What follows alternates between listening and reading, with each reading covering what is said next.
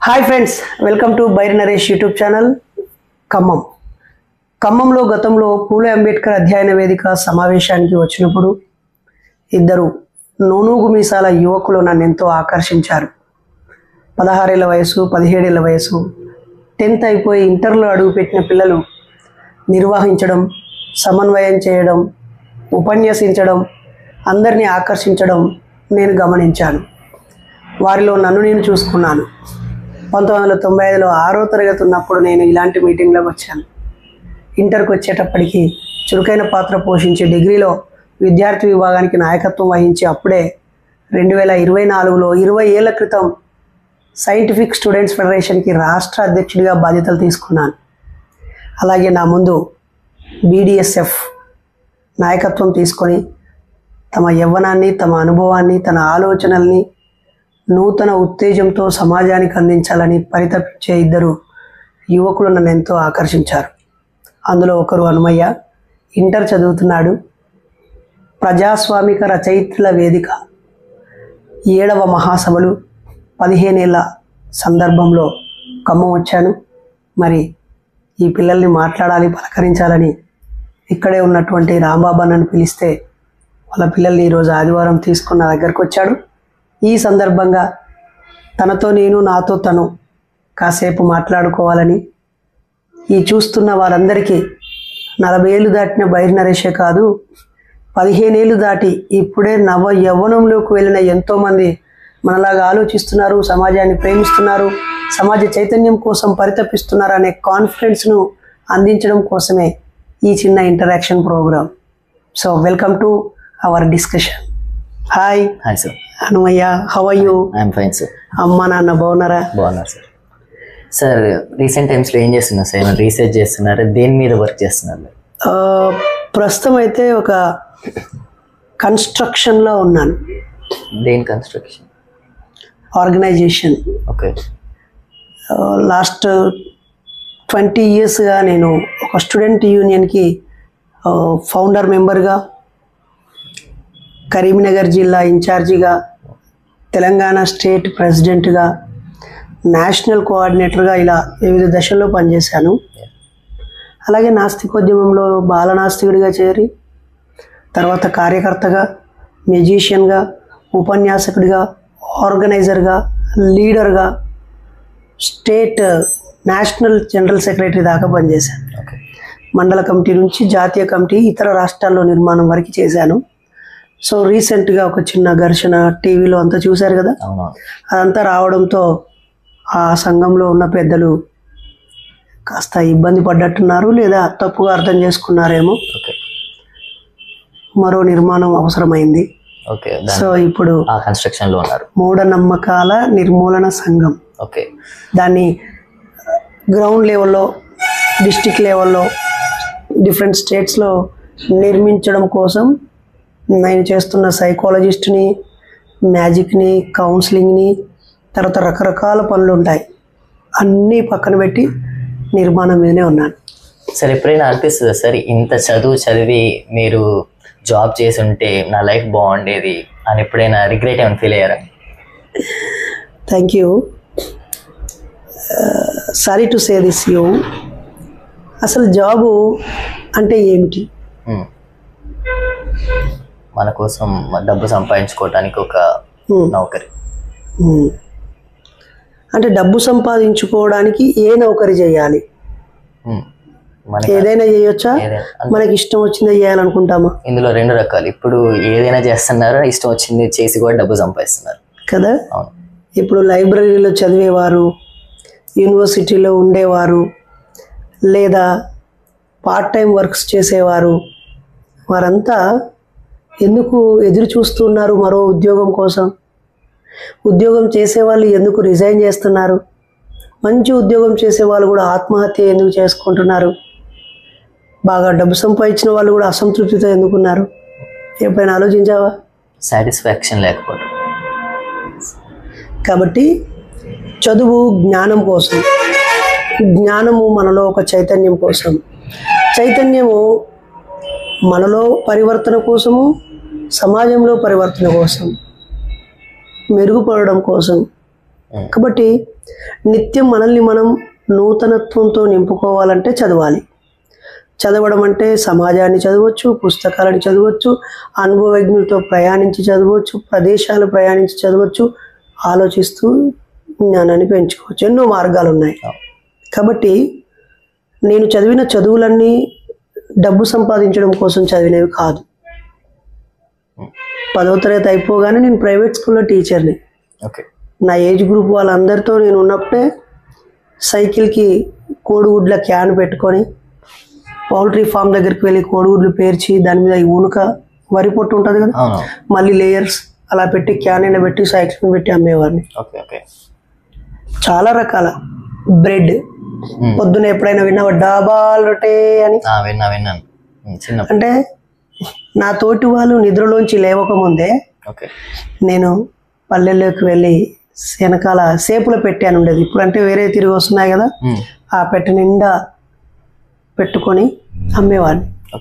కాబట్టి డబ్బు సంపాదించడం కోసం చదువుకోలేదనేది నువ్వు తెలుసుకోవాలి. అలా ఇంటర్ స్కూల్లో టీచర్ని, డిగ్రీ టైంలో కూడా టీచర్ని, అప్పుడే మెజిషియన్ని, ప్రోగ్రామ్స్ ఇచ్చేవాడిని. తర్వాత మెజిషియన్ అంటే చిన్నప్పుడు ఏమైనా ఇంట్రెస్ట్ మెజిషియన్ చేయాలని? నేను మూఢనమ్మకాల నిర్మూలన కోసం నాస్తికుడిగా పనిచేస్తున్నప్పుడు ప్రజలందరి అటెన్షన్ని డ్రా చేయడం కోసం ఒక కళ కావాలి. అది డప్ప, డ్యాన్సా, పాట, ఈ మైమా, లేకపోతే పప్పెట్ ప్లేనా, ఏకపాత్ర అభినయమో, డిఫరెంట్ కైండ్ ఆఫ్ ఆర్ట్స్ ఉంటాయి కదా. అందులో నన్ను ఆకర్షించింది మ్యాజిక్. మోర్ ఓవర్ ఇప్పుడు చేసే స్వామీజీలు, బాబాలు లేదా రకరకాల వ్యక్తులు మ్యాజిక్లను చేసి మహిమలను చెప్పి ప్రజల్ని బురిడి కొట్టిస్తున్నారు. కాబట్టి నేను కూడా మ్యాజిక్స్ని చేసి వాటి సీక్రెట్స్ తెలుసుకొని రివీల్ చేస్తూ వాళ్ళని ఎడ్యుకేట్ చేయడం కోసం నేను మ్యూజిషియన్గా మారాను. ఆ తర్వాత యూనివర్సిటీకి వెళ్ళాను, సివిల్స్ ట్రై చేశాను. తర్వాత నాకు రాలేదు. తర్వాత ఒక చిన్న కాంట్రాక్ట్ జాబ్ సెంట్రల్ గవర్నమెంట్ వచ్చింది. ఆ తర్వాత ఈ మ్యాజిక్కే సరిపోదు, మ్యాజిక్ చేస్తే ఓన్లీ ఆర్టిస్ట్గానే ఉండిపోతాం, మ్యూజిషియన్గానే చూస్తారు. చేంజ్ చేయాలంటే నాలో నేను చేంజ్ చేసుకోవాలని మ్యాజిక్ను వదిలేసి సైకాలజీ కౌన్సిలింగ్స్ ఇవ్వాలి అని, స్పీచ్ ఇవ్వాలని, ఆ తర్వాత సైకాలజీ చదివాను. ఆ తర్వాత ఇంకో చదువు, ఆ తర్వాత స్కూల్స్, కాలేజెస్కి వెళ్ళి సైకాలజిస్ట్గా, మ్యూజిషియన్గా వెళ్తున్నప్పుడు టీచర్స్, స్టూడెంట్ సైకాలజీ తెలవాలంటే టీచర్ ట్రైనింగ్ చేశాను. అది అయిపోయాక ఉద్యమం జరుగుతున్నప్పుడు నేను యూనివర్సిటీలో ఉండాలని యూనివర్సిటీలో ఉండడం కోసం క్యాంపస్ సీట్ కొట్టి హెచ్ఆర్ఎం చేశాను. ఆ తర్వాత అక్కడ నుంచి బయటికి రాగానే పిహెచ్డి జాయిన్ అయిపోయాను. అది నా డ్రీమ్. సో ఆ పిహెచ్డి అయిపోయినాక ఇప్పుడు లా చేస్తున్నాను. ఎందుకంటే అనేక కేసులు, పోలీసులు, న్యాయమూర్తుల తీరు, న్యాయవాదుల తీరు, సమాజంలో జరిగే వాటన్ని, అంటే నేను నా ఆశయం కోసం, సమాజ అవసరం కోసం, నా ఆసక్తితో ఈ చదువులు చదివాను తప్ప ఇందులో ఏది కూడా ఉద్యోగం కోసం కాదు. మరి చిన్నప్పుడు ఎవరైనా అడిగితే పెద్దగయ్యాక ఏమవుతాం అంటే ఏం చెప్పేవారు? మామూలుగా అయితే చిన్నగా ఉన్నప్పుడు కండక్టర్ కావాలనుకున్నాను. ఎందుకనంటే ఎప్పుడు ఆయన చేతిలో డబ్బులు ఉంటాయి, ఆ డబ్బులు ఆయనవే అనుకున్నాను. సాయంకాలం డిపోలో బస్ స్టాండ్ ఇవ్వాలనేది నాకు తెలియదు. తర్వాత ఫ్రీగా ట్రావెల్ చేయొచ్చు, టికెట్ ఉండదు అనుకున్నాను. కానీ రొటీన్గా ఒకే ఏరియాలో వెళ్ళాలని, పొల్యూషన్ అని, వాళ్ళు లంగ్స్ ప్రాబ్లమ్స్తో, హార్ట్ ప్రాబ్లమ్స్తో, సైట్ ప్రాబ్లమ్స్తో, ట్రోన్ ప్రాబ్లమ్స్తో, అనేక సమస్యలతో ఆర్టీసీ కార్మికులు ఉన్నారని తర్వాతగా తెలిసింది. ఆ తర్వాత మా స్కూల్కి పోలీస్ వస్తే అరే పోలీస్ అవ్వాలి, సెల్యూట్ చేస్తారు, జీబ్ ఉంటుంది, గన్ ఉంటుంది. ఆ తర్వాత పొలిటీషియన్ వస్తే వీళ్ళందరూ వాళ్ళకి సెల్యూట్ చేస్తుంటే ఓ ఖచ్చితంగా మనం ఎంపీటీసో జెడ్పీటీసో కావాలి, వీళ్ళందరూ రెస్పెక్ట్, పోలీస్ స్టేషన్ పోని పోలీసు కూడా నమస్తే సార్ అంటాడు. ఇట్లా పెరుగుతూ వచ్చింది. కానీ ఒక్కటి మాత్రం నన్ను బాగా ప్రభావితం చేసింది ఏంటంటే 5th క్లాస్ వరకు ప్రైమరీ స్కూల్ అయిపోయి 6th క్లాస్ నుంచి హై స్కూల్ సెక్షన్స్కి వస్తాను. అందులో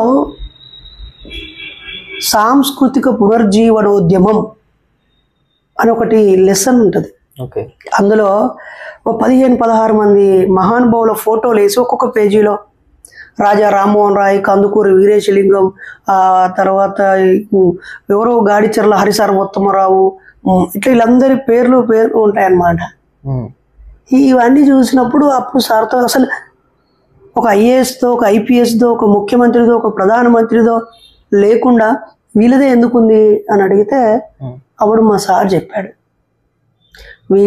వీళ్ళ కోసం బతికిన వాళ్ళు కాదు, సమాజంలో వీళ్ళు బతికి ఉన్నప్పుడు ఏ ఏ సమస్యలు సమాజాన్ని పట్టి పీడిస్తున్నాయో, బాధిస్తున్నాయో వాటిని తొలగించడం కోసం త్యాగాలు చేసిన వాళ్ళు, లాయర్లుగా న్యాయవాదం చదివిన వాళ్ళు, పోరాటం చేసిన వాళ్ళు, ప్రజలను నడిపించిన వాళ్ళు, ప్రసంగించిన వాళ్ళు, రచనలు వేసిన వాళ్ళు, సంఘాలు పెట్టిన వాళ్ళు అని చెప్పాడు. So they are the historical people అన్నమాట. చరిత్రలో వారికి స్థానం ఉంది. వాళ్ళని చూసి మీరు ఇన్స్పైర్ అయ్యారు. సో ఆ తర్వాత జరిగిన ఒక దాంట్లో గౌడ్ పచ్చిమట్ల రాజయ్య అని ఎంపీపీ మండల ప్రెసిడెంట్ టీడీపీ నుంచి, ఆయన క్లాస్లో అందరినీ మీరేమవుతారు అని అడిగినప్పుడు ఫస్ట్ బెంచ్లో ఒకరు టీచర్ అన్నారు, తర్వాత ముగ్గురు టీచర్ అన్నారు. రెండో బెంచ్లో ఒకరు డాక్టర్ అన్నాడు, నలుగురు డాక్టర్ అన్నారు. ఆ తర్వాత బెంచ్లో ఒకరు పోలీసు, రకరకాలు అన్నారు. మామూలుగా అయితే ఇతనేమన్నాడు ఆ పక్కన వాళ్ళు కూడా అదే అనేస్తారు. వాళ్ళకంటూ పర్సనల్గా చెప్పాలనే స్థాయి కూడా ఉండదు అప్పుడు. ఆ క్షణం ఏదో చెప్పేస్తే కాలం గడుస్తుంది. నేను అప్పుడు సంఘ సంస్కర్త అన్నా. అంటే ఏంటిదిరా అని అంటే ఈ సమాజాన్ని చైతన్యం చేసి మార్చే వ్యక్తి అన్నా. అప్పుడు వాళ్ళు దాన్ని పెద్ద సీరియస్గా తీసుకోలేదు వాళ్ళు, కానీ నేను మాత్రం సీరియస్గానే తీసుకో.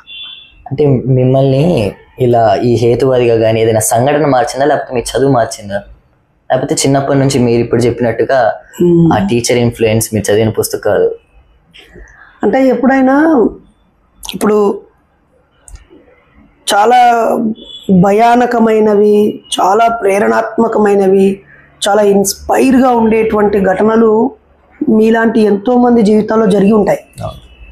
వాటిని ఎవరు అడగరు కాబట్టి మీరు చెప్పరు. మీకు రాసే అలవాటు లేదు కాబట్టి అవి కాలగర్భంలో కలిసిపోతాయి. అందుకే మీరు అందరు రాయాలి, మీలాంటి వాళ్ళు రాయాలి. నన్ను ఈ ప్రశ్న దాదాపు ఇప్పటికి ఒక 50 నుంచి 100 ఛానళ్ళ వాళ్ళు అడిగారు. ఇది రొటీన్. సో బ్రీఫ్గా నువ్వు అడిగావు కాబట్టి చెప్పాలంటే, మా నాన్న, మా అమ్మ, మా 2 తమ్ముళ్ళు, నేను, మా ముగ్గురు మా కొడుకులని, తన భార్యని ఇక్కడే ఉంచి తాను మైగ్రేషన్ వెళ్ళాడనమాట, వలస కూటి కోసం. అలా ఎప్పుడు తను ప్రయాణిస్తూ వేరే చోట ఉండేవాడు. ఇప్పుడు సమ్మక్క జాతర కదా, ఎవ్రీ 2 ఇయర్స్కి ఒకసారి తను జాతరకు వచ్చేవాడు అనమాట. అలా నేను father love and affection miss అయ్యాను. అలాగే when I was in 7th standard మా అమ్మ కూడా మా నాన్నతో వలస వెళ్ళిపోయింది అక్కడికి. ఎప్పుడు జీవితాంతం ఇలా ఎప్పుడో ఏడాదికి 1-2 సార్లు దీపావళి పండగకి రావడము, దసరా పండగకి దాకా ఉండిపోవడము, ఇట్లా జరుగుతుంటాయి. దసరా దీపావళి ఆ మధ్యలో వచ్చిపోవడం. సో అమ్మ ఒకసారి అక్కడికే వెళ్ళి ఉంది 2 ఇయర్స్. అలా నేను 2 అమ్మా నాన్న లేకుండా పెరిగాను. ఇంత చాలా హారబుల్గా ఉంటుంది ఆ టైంలో. అప్పుడు ఆలోచించేవాడిని, అసలు మాకెందుకు భూమి లేదు, మాకెందుకు ఇల్లు లేదు, వాళ్ళందరూ బావి దగ్గర ఉన్న జామ చెట్టు కాడ జామకాయలు తీసుకుంటున్నారు. మా అమ్మనేమో టమాటాలకి, అక్క టమాటాలు రాములకాయలు తెంపుకోవాలా, అక్క 4 ఆకులు కొత్తిమీర తెంపుకోవాలా, మేము బిందెలు పట్టుకుని అలా నల్లగాడ పట్టుకొచ్చుకోవడం ఏంది, నల్ల రానప్పుడు చేదుకునేటప్పుడు వాళ్ళకి బావి చేదుకోవడానికి అసలు బావి తవ్వడానికి ఎన్ని డబ్బులు అవుతాయి, మనం తవ్వుకోవచ్చా, అసలు మనకు స్థలం ఎందుకు లేదు, మన ఇల్లు వాళ్ళలాగా ఎందుకు లేదు, ఇట్లా నేను రివల్యూషనరీగా థింక్ చేసేవాడిని. వీటన్నిటిని పరిశీలిస్తూ నా పేదరికం, నా లోన్లీనెస్, నా కష్టాలు కన్నీళ్ళు, మా తల్లిదండ్రుల బాధలు ఇవన్నీ చూస్తూ డిస్క్రిమినేషన్, వివక్ష ఇవన్నీ పరిశీలిస్తూ అప్పుడు వైవిధ్యంగా ఆలోచించేవాడిని. ముఖ్యంగా మా తమ్ముడు నా ఇంటర్ స్టాండర్డ్లో, ఈ ఏజ్లో మా తమ్ముడు 5th క్లాస్ వాడు చచ్చిపోయాడు. మా అమ్మకున్న మూఢనమ్మకాల మీద నమ్మకం వల్ల, సైన్స్ని ఎక్కువ నమ్మకపోవడం వల్ల మంత్రాలు చేతబడి అనుకొని కొంచెం నిర్లక్ష్యం చేసింది. జబ్బు ముదిరింది. ఫస్ట్ ఇయర్ ఎగ్జామ్ రాసి వచ్చాను, బెడ్ మీద ఉన్నాడు, ఆయన హాస్పిటల్ తీసుకెళ్ళాను. అప్పుడు మా పేదరికం మమ్మల్ని ఎక్కిరించింది. మా అమ్మలోని భయాందోళన మమ్మల్ని తప్పుదారి పట్టించింది. మా చుట్టూ ఉన్న సమాజం మా అమ్మని మిస్గైడ్ చేసింది. మా తమ్ముడు చనిపోయాడు. అప్పుడు డిసైడ్ అయ్యా, ఇలాంటి తమ్ముళ్ళు ఇంకెవరు చావద్దు, నేను మూఢనమ్మకాలు అనే అంశం మీద పనిచేయాలి. చదువుకున్నా, ఉద్యోగం చేసినా, వ్యాపారం చేసినా, వ్యవసాయం చేసినా, ఇంకే పని చేసినా నేను ఈ మూఢనమ్మకాలు అనే అంశం మీద పనిచేయాలని అనుకున్నాను కాబట్టి పనిచేస్తాను. అంటే మీ ఆశయం ఏంటి సార్? అంటే ఫైనల్ డెస్టినేషన్ ఏంటి? ఈ దేశాన్ని ఎలా చూడాలనుకుంటున్నారు? అంటే ఫైనల్ అనే డెస్టినేషన్ ఉంటుందా? ఉండదు కదా. ఇప్పుడు ఫర్ ఎగ్జాంపుల్ నువ్వు ఒక ఐఏఎస్ అవ్వాలనుకున్నావు, inter 2 years, degree 3 years, eligible నువ్వు. డిగ్రీ అయిపోయిన వెంటనే కూడా నువ్వు సెలెక్ట్ అవ్వచ్చు, అవునా? షార్ప్ 20 yearsకి నువ్వు ఐఏఎస్ అవ్వచ్చు లేదా ఐపీఎస్ అవ్వచ్చు. అది తీసుకొని నువ్వు చచ్చిపోవచ్చు కదా. ఇక ఇంకెందుకు నువ్వు బతకడం? అంటే డెస్టినేషన్ ఇప్పుడు మనం చచ్చిపోతే నా అంతిమ లక్ష్యం ఐఏఎస్ అంటాడు. ఐఏఎస్ కొట్టినాక చచ్చిపోవచ్చు కదా. అంటే మనిషి ఎప్పుడు ఆశావాది. ఇప్పుడు మన నెక్స్ట్ సెకండ్ కూడా చచ్చిపోవచ్చు. కాబట్టి మనం ఆశయం లేకుండా ఏం పని చేయలేం కదా. కాబట్టి కోరికలు రాబిన్స్ నిర్వచనం ప్రకారంగా ఒకదాని తర్వాత ఒకటి సాటిస్ఫై అయిన తర్వాత ఇంకోటి జనరేట్ అవుతూనే ఉంటుంది. మల్టిపుల్ విషెస్ ఉంటాయి.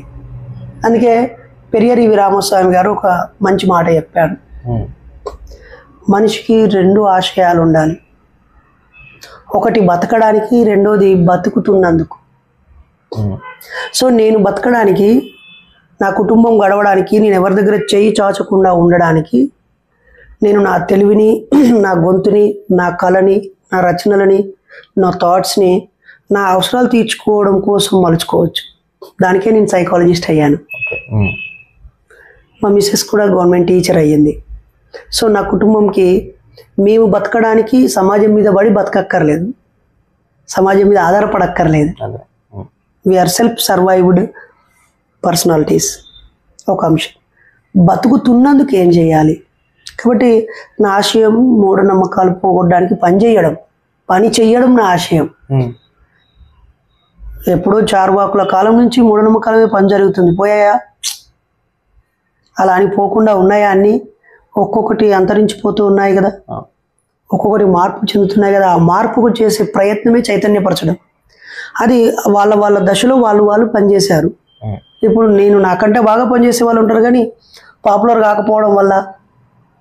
బాబు వినయ్ గారు తెలుసా మీకు? తెలుసు, కలిశాను కూడా. పరిచయం ఉంది. ఆయనతో మీ రిలేషన్ ఎలా ఉంటుంది? అంటే ఆయన థాట్స్ మీ వర్క్ ఏంటి?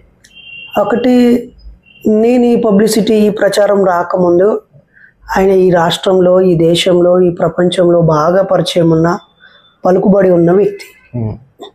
చాలా విజ్ఞానవంతుడు, సమయస్ఫూర్తి కలిగిన వ్యక్తి, లౌక్యం తెలిసిన వ్యక్తి, ఎంతో మందిని ఆలోచింపజేసిన వ్యక్తి. యూత్ చాలా అట్రాక్ట్ అయ్యానికి. ఆయనకి నేనైతే ఆయన శిష్యుని కాదు, ఆయన అనుచరుణ్ణి కాదు, అలానే ఆయనతో సమానమైన వాడిని, సమకాలీకుణ్ణి అని చెప్పలేను. ఆయన తన ముందు తరం మహనీయుల దారిలో నడిచాడు. నేను కూడా ఆయన ఏ మహనీయుల దారిలో నడిచాడో ఆ మహనీయుల దారిలోనే నేను నడుస్తాను. సేమ్ కాలేజ్, నా సీనియర్ ఆయన, నేను జూనియర్ అంతే. ఏ కాలేజ్?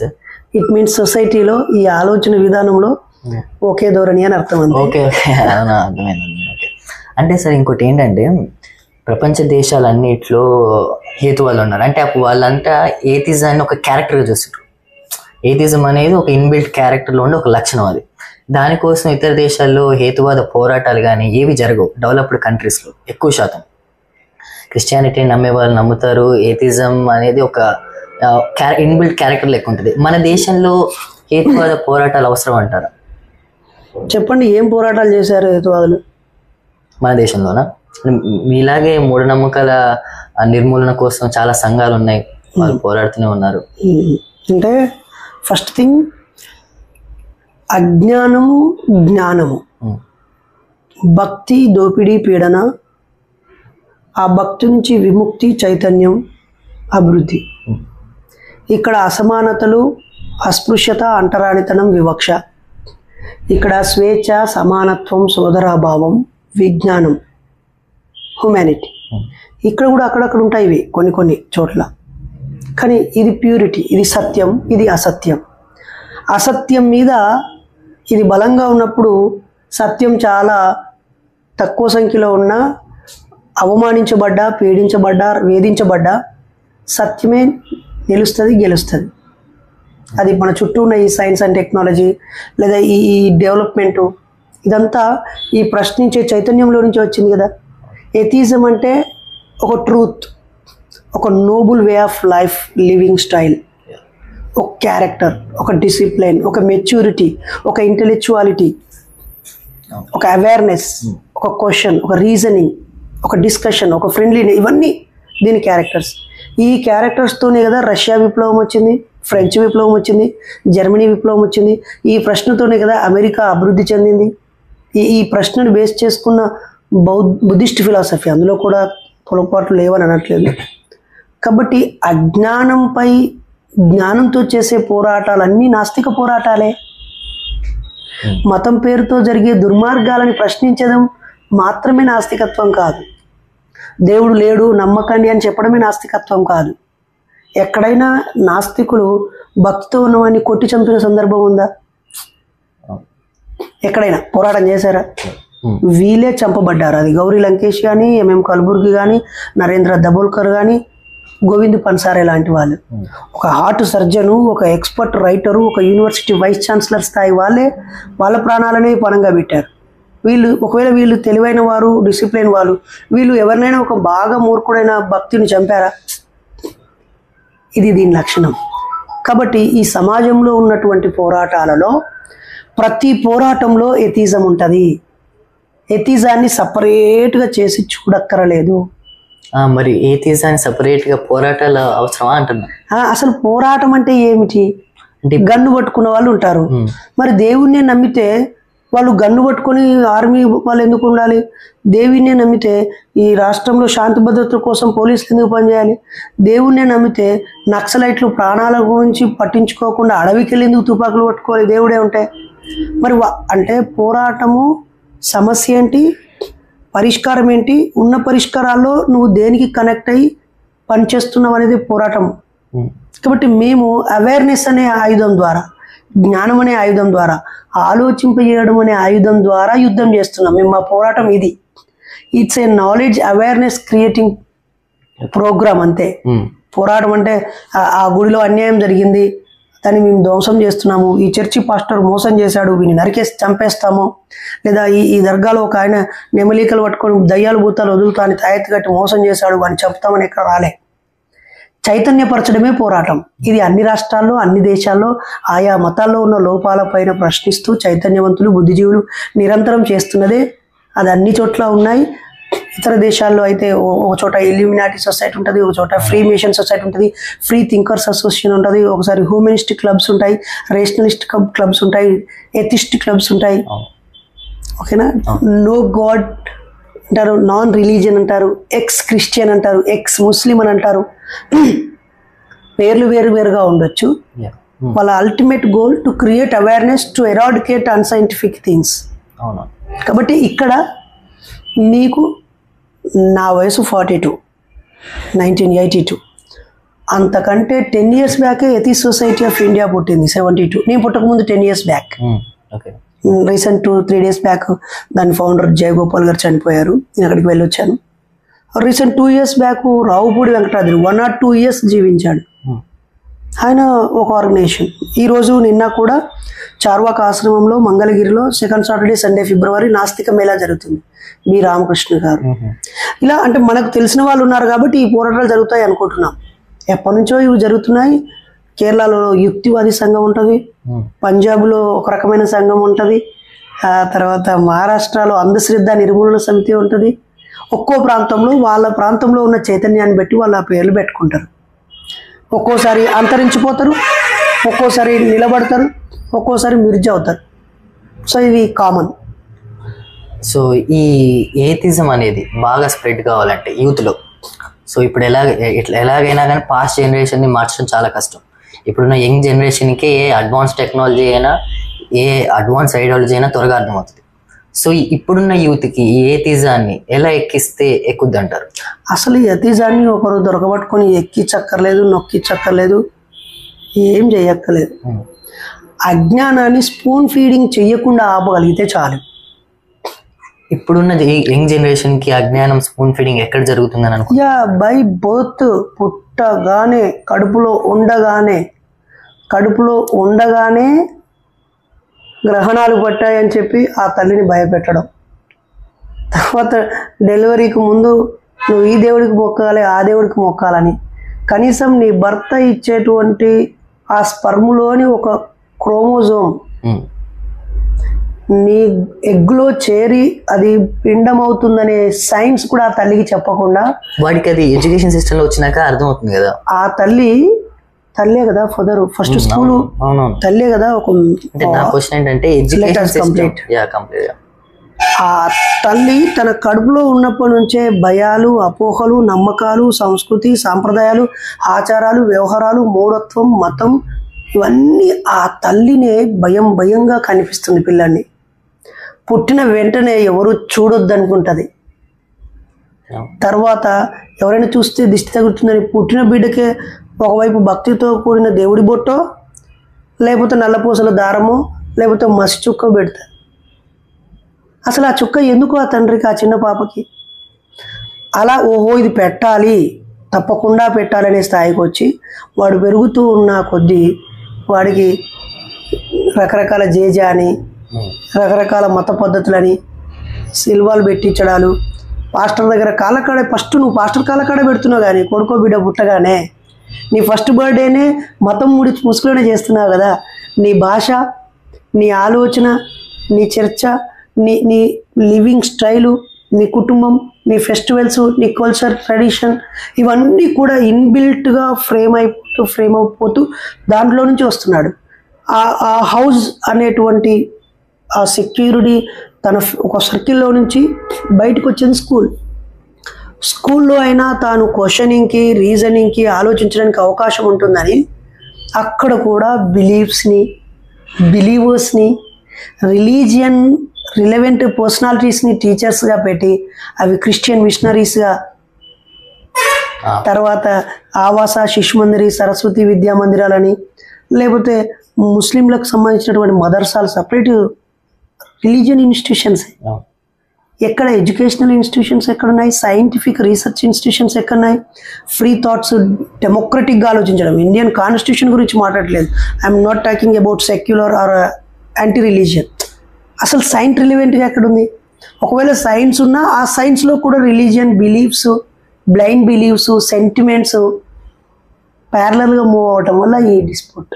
కాబట్టి ఒకటి మదర్ మారాలి, ఇంట్లో నాలెడ్జ్ కల్చర్ రావాలి, ఎన్వైరన్మెంట్ రావాలి, నైబర్స్లో రావాలి, పీర్ గ్రూప్లో రావాలి, ఎడ్యుకేషన్లో రావాలి, కరికులంలో రావాలి, సబ్జెక్ట్లో రావాలి. తాను ఎదుగుతూ ఉన్నప్పుడు ఎదగడానికి, తన ఆలోచనని పరీక్షించుకోవడానికి, పెంచుకోవడానికి, తన అనుమానాలు తీర్చుకోవడానికి కావాల్సిన ఎన్వైరన్మెంట్ ఉండాలి తప్ప ప్రతిదానికి తను ఏ మతస్థుడైతే ఆ మతానికి ప్రేయర్ చేసుకుంటే ప్రాబ్లం పోద్ది, నమాజ్ చేస్తున్నాను అంతా అల్లాదయా, నా తలరాత ఇంతే, నా బతుకు ఇంతే అనేటువంటి చాలా స్థలం ఊరిపోస్తున్నారు. ఇది కాకుండా ఇది ఆ సర్కిల్, ఇల్లు దాటి స్కూల్కి వస్తే అక్కడ మత బోధకులు లేదా రకరకాల అక్కడ సర్కిల్.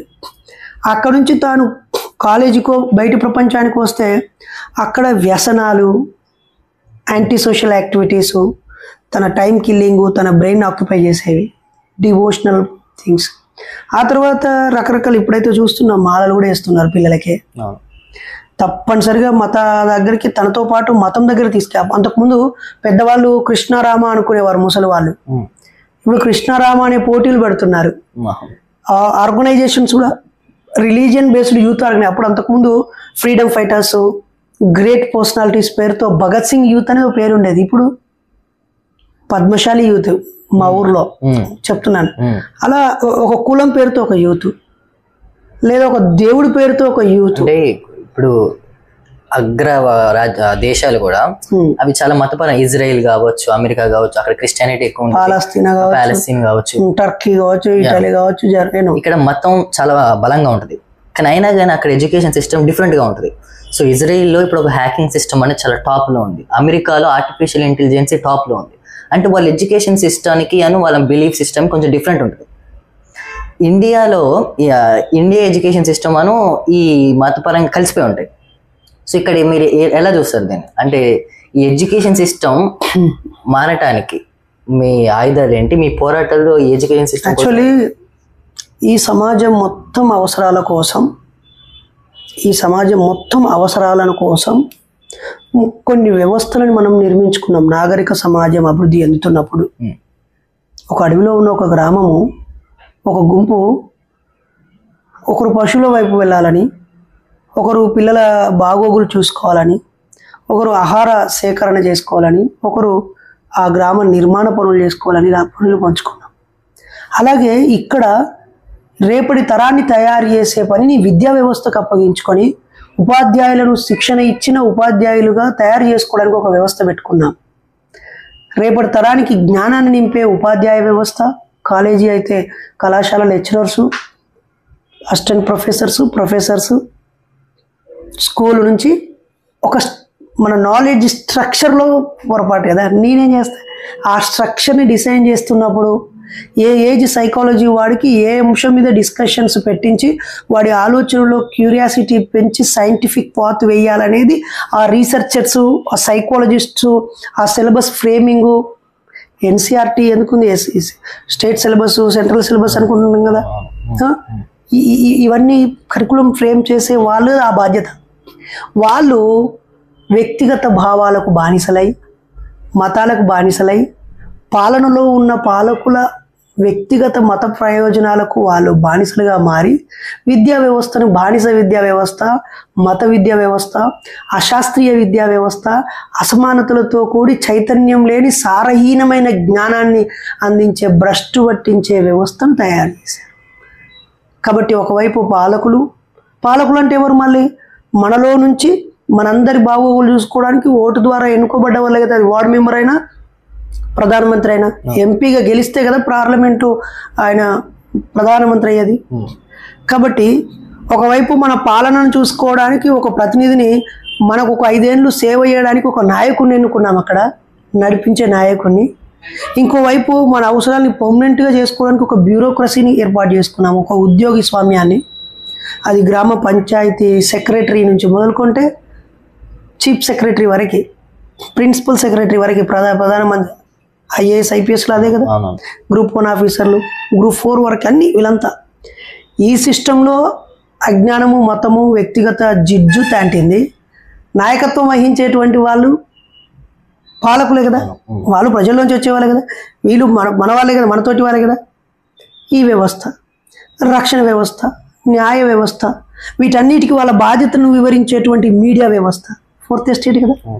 ఇవన్నీ ఒక అధికారిగా నువ్వు నిర్లక్ష్యం చేసినా, ఒక ఉపాధ్యాయుడిగా నిర్లక్ష్యం చేసినా, ఒక వైద్యుడిగా నిర్లక్ష్యం చేసినా, ఒక పోలీస్ అధికారిగా నిర్లక్ష్యం చేసినా, లేదా ఒక నాయకుడిగా నువ్వు నీ కర్తవ్యాన్ని నిర్వహించకపోయినా ఈ మీడియా చూపించాలి కదా. చూపించి ఆ సమాజ అవసరం ఏంటి, ఆ సమాజానికి కలిగించే నష్టం ఏంటి, దీన్ని ఓవర్కమ్ చేయాల్సినటువంటి ఫ్రీ థింకర్స్, నాలెడ్జబుల్ పర్సనాలిటీస్ యొక్క ప్రపోజల్స్ని డిస్కషన్ పెట్టి ప్రజలు దాని గురించి ఆలోచించేలా చేయాలి కదా.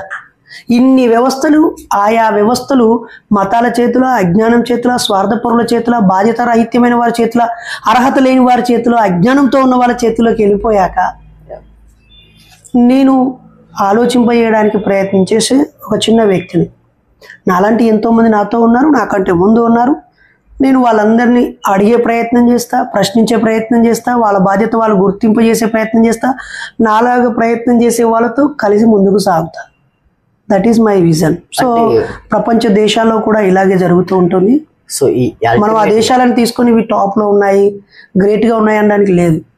మీరు అంత పెద్దగా తీసుకునే చైనాలో కూడా సూపర్ స్టిషన్స్ ఉంటాయి, అమెరికాలో కూడా సూపర్ స్టిషన్స్ ఉంటాయి, రష్యా, జర్మనీ, కమ్యూనిస్ట్ దేశాల్లో, కమ్యూనిస్ట్ రాష్ట్రాల్లో, అన్ని దేశాల్లో ఆ ప్రాంతంలో ప్రత్యేక మూఢనమ్మకాలు ఉంటాయి. అవి తెలుసుకోవాలంటే అక్కడ వాటి మీద పనిచేసే వాళ్ళ దగ్గరికి వెళ్ళాలి. అంత మాత్రాన మనకు కనిపించట్లేదు అన్నంత మాత్రాన అక్కడ లేదు అని కాదు, కనిపించడం లేదు అని అర్థం. ఓకేనా? ఇది ఎక్కువ దేవుని నమ్మే వాళ్ళు వాడతారు, మీరు వాడతా వచ్చిన.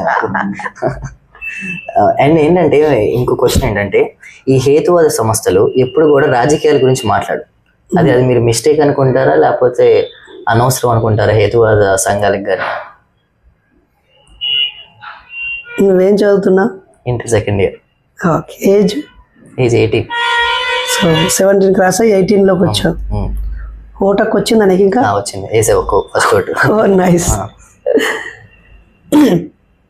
నువ్వు ఎంతమందిని పరిశీలించి నాస్తిక హేతువాద మానవవాదులు రాజకీయాలు మాట్లాడరు, రాజకీయాలతో సంబంధం లేకుండా ఉన్నారు అనే అభిప్రాయానికి వచ్చావు? నేను పర్సనల్గా మాట్లాడినప్పుడు కానీ వాళ్ళకి రాజకీయాల పట్ల ఎక్కువ అవగాహన ఉంటుంది మిగతా వాళ్ళకన్నా, రాజకీయాల గురించి మాట్లాడే వారికన్నా. కానీ వాళ్ళు కెమెరా ముందు మాట్లాడు. ఇప్పుడు వాళ్ళు పర్సనల్గా ఎంత ఉన్నా కానీ మాకేం కనపడుతుంది, మాకు మీడియాలో చూసింది కనపడుతుంది. ఎప్పుడు కానీ బాబు గోగినేని గారు కానీ మీరు కానీ ఒక రాజకీయంగా మాట్లాడటం మేము ఎప్పుడు చూడలేము జనరల్ ఆడియన్స్గా. దాని వెనకాల ఏమైనా కారణం ఉందా? ఇప్పుడు నువ్వు ఈ క్వశ్చన్ అడిగావు కాబట్టి నేను ఈ విషయం మీద మాట్లాడితే ప్రజలు దీని మీద ఈ అభిప్రాయం అనేది తెలుస్తుంది. మీలాంటి వాళ్ళు అడగకపోతే మేమేం చేయాలి? ఓకే, మీలాంటి వాళ్ళు చూపించకపోతే మేమేం చేయాలి? క్వశ్చన్ కరెక్టే కదా. ఎథిక్స్ సొసైటీ ఆఫ్ ఇండియాకి ఉమ్మడి ఆంధ్రప్రదేశ్ కాంగ్రెస్ స్టేట్ సెక్రటరీ ఈ సంఘానికి సెక్రటరీగా పనిచేశాడు. గోరా గారు ఫ్రీడమ్ ఫైటరు, వాళ్ళ ఇంట్లో నుంచి ఒక ఎంపీ వచ్చారు, ఎమ్మెల్యే వచ్చారు. ఇప్పుడు చట్టసభల్లో ఉన్న వాళ్ళ పేర్లు తీసుకొని ఒక 10 years బ్యాక్ లేదా 30 years బ్యాక్ 70 years బ్యాక్ వెళ్ళి ఇలా వెళ్తూ వాళ్ళు ఎథిస్టులా కాదా పరిశీలిస్తే ఎథిస్టులు కూడా పాలిటిక్స్లో ఉంటారు, పవర్ పాలిటిక్స్లో ఉంటారు, లైవ్ పాలిటిక్స్లో ఉంటారు, ఎలక్షన్ పాలిటిక్స్లో ఉంటారు అనేది మీకు అర్థమవుద్ది.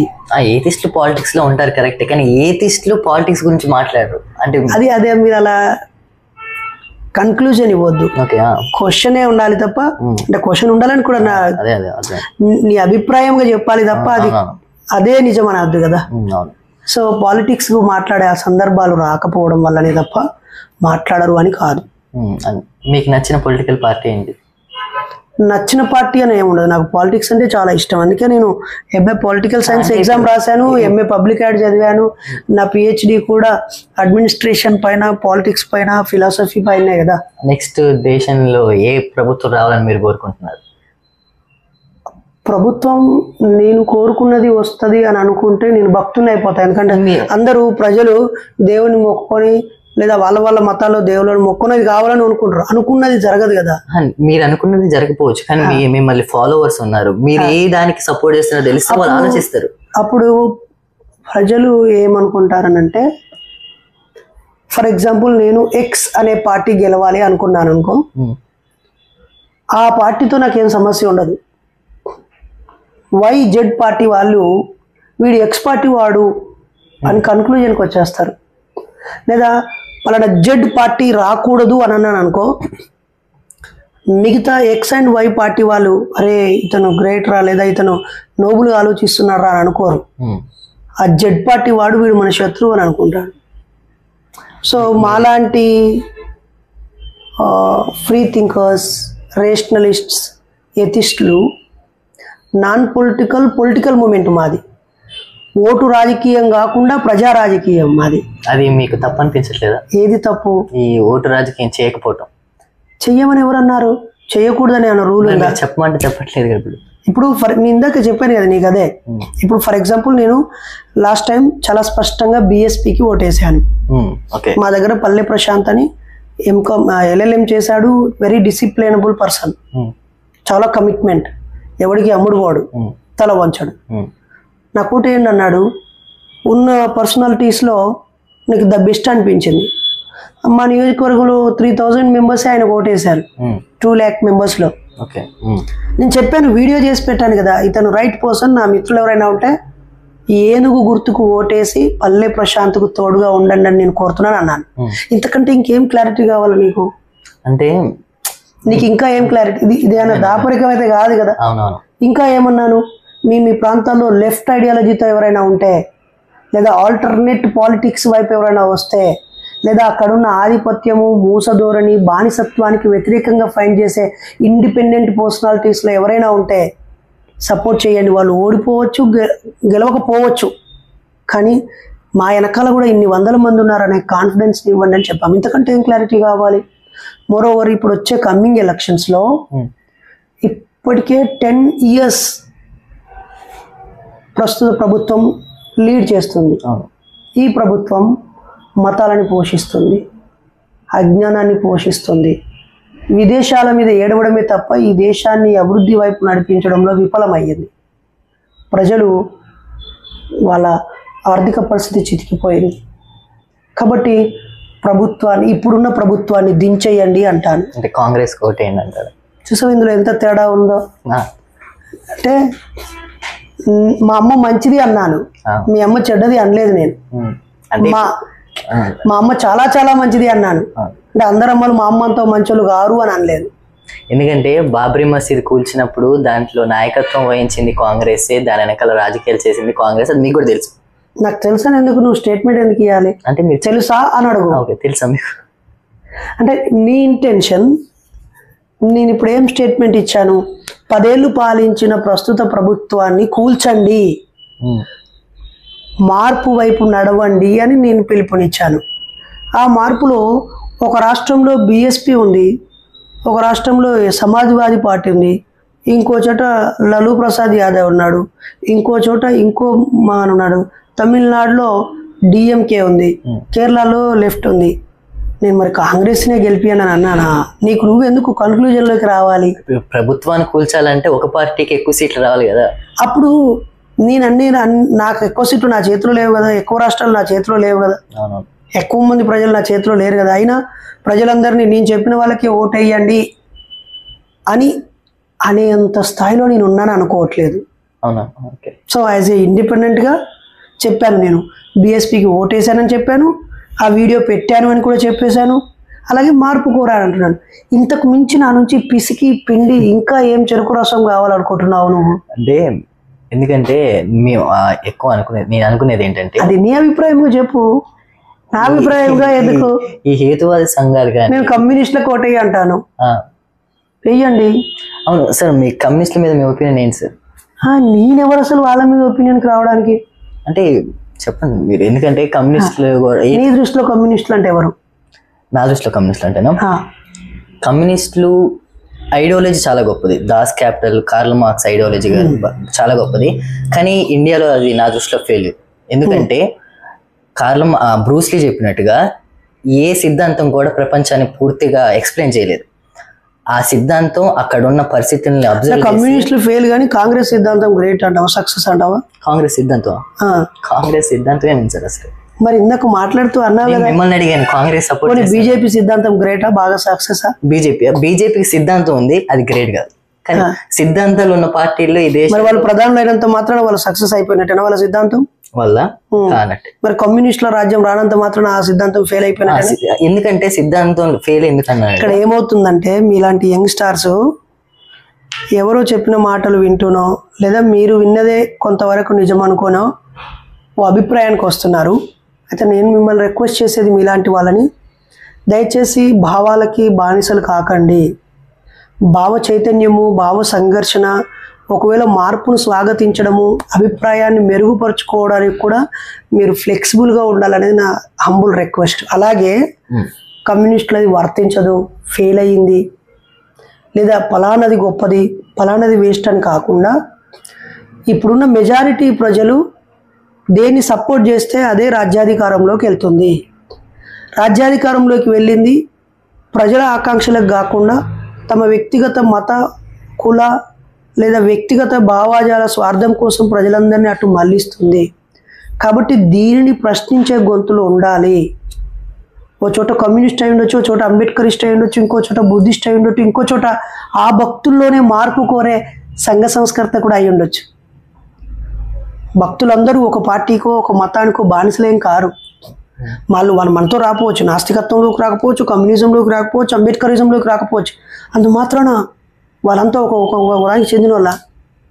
సో మన వే ఆఫ్ థింకింగ్ ఎలా ఉండాలంటే, ఇప్పుడున్న జడత్వంలో నుంచి, అజ్ఞానము, అంధకారము, చైతన్య రాహిత్యంలో నుంచి చైతన్యం వైపు, చలనం వైపు, మార్పు వైపు వెళ్ళే దిశగా ఉండాలి.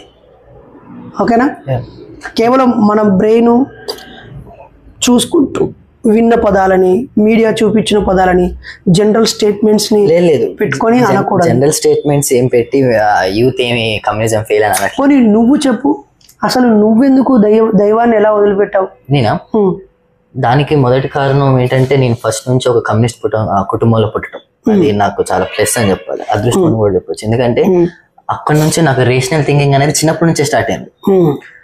కానీ ఆ రేషనల్ థింకింగ్ స్టార్ట్ అయినా కానీ ఆ సిద్ధాంతం నేను మంచిగా అర్థం చేసుకోవడం వల్ల, లైక్ నేను కమ్యూనిజం చదివిన తర్వాతే నేను ఏ సిద్ధాంతాన్ని కూడా పూర్తిగా నమ్మకపోవటం. లైక్ ఇప్పుడు నేను కూడా కమ్యూనిస్ట్ సిద్ధాంతం కుటుంబంలో పుట్టిన కాబట్టి కమ్యూనిజాన్ని గుడ్డిగా నమ్మితే ఒక మత కుటుంబంలో పుట్టి మతాన్ని నమ్మినలాగే ఉండిపోయేవాడిని. సో నేను అలా కాకుండా నేను ఒక సెంట్రల్ స్టాండ్లోకి వచ్చి అబ్జర్వ్ చేసి కమ్యూనిజంలో కూడా మిస్టేక్స్ ఉన్నాయి. కమ్యూనిజం అంటే నీ దృష్టిలో కమ్యూనిజం అంటే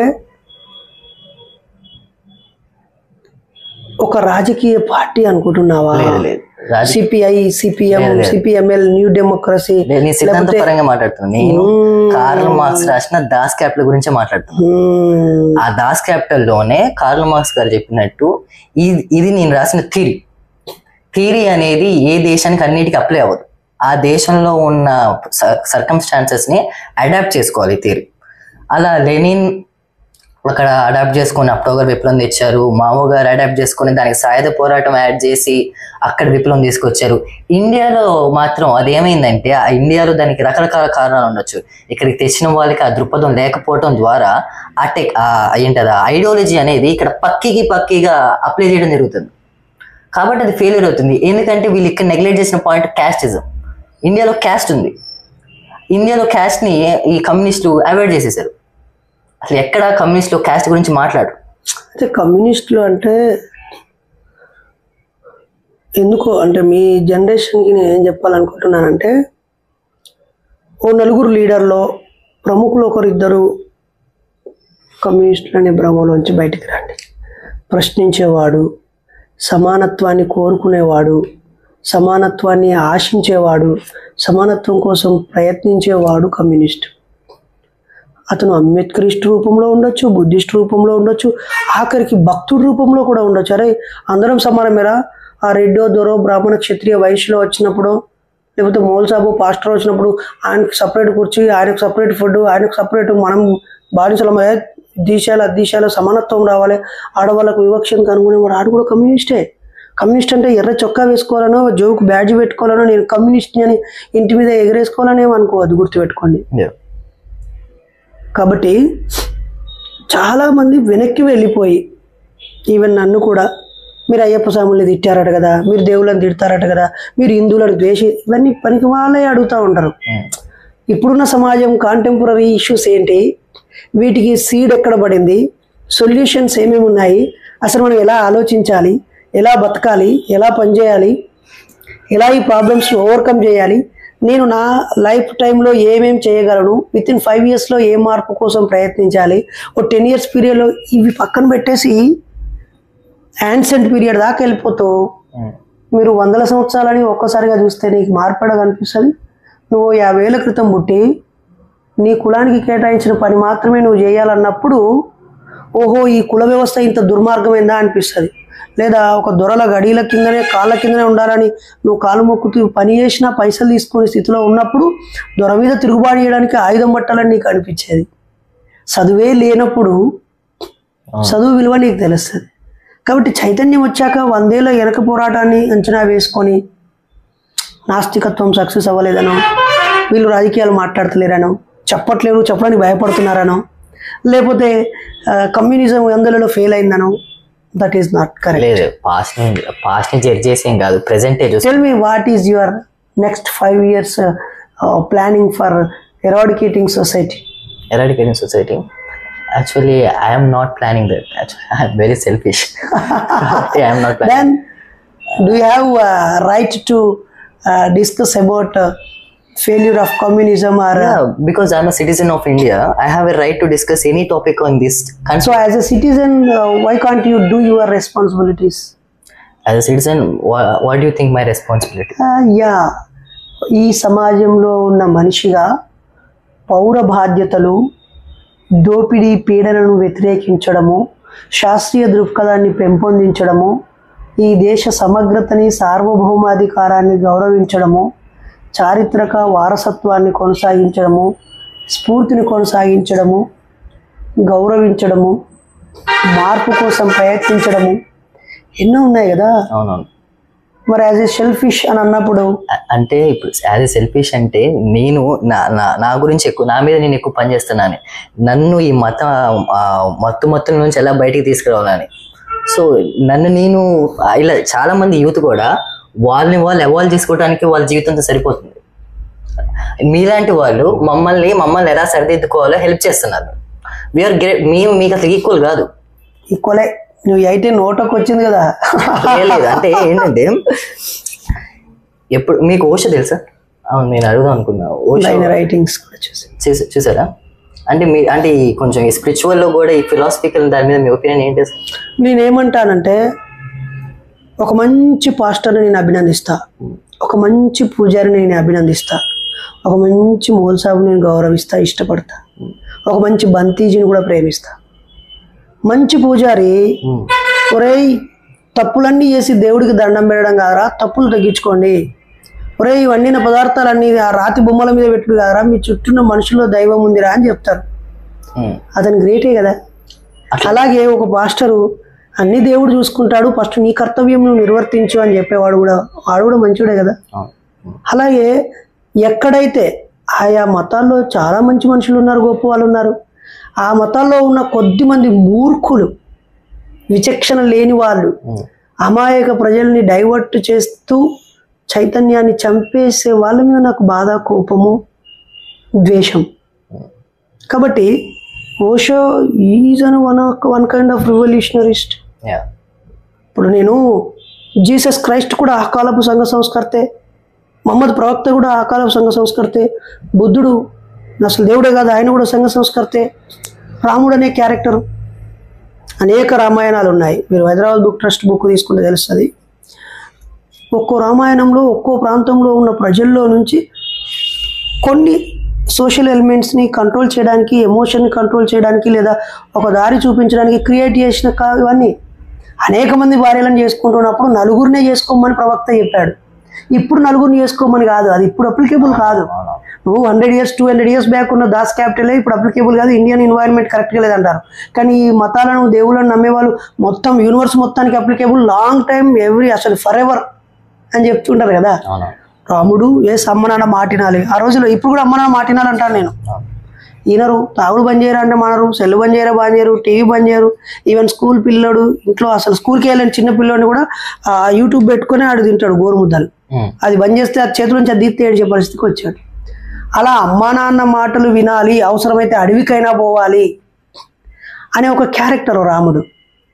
తర్వాత భార్య అని ఇంకొకరు ఎత్తుకుపోనియొద్దు, తిరిగి తెచ్చుకోవాలని ఒక క్యారెక్టరు. నువ్వు అందులో ఉన్న క్యారెక్టర్నే చూడాలి తప్ప మహిమను చూడొద్దు. I request you. నేను మళ్ళీ దీన్ని ఎవరైనా తప్పుగా అర్థం చేసుకోవచ్చు. ఇదో బాధ. భావాలను చెప్పుకోకుండా జాగ్రత్త పడుతూ తప్పుగా అనుకోకుండా చెప్పాల్సి వస్తుంది. థింక్, కొంచెం బ్రాడ్గా ఆలోచించు. అప్పుడున్న కాలానికి ఒక క్యారెక్టర్ని క్రియేట్ చేశారు, ఆ కాలానికి ఇలా ఉంటే బాగుంటుంది అన్నారు.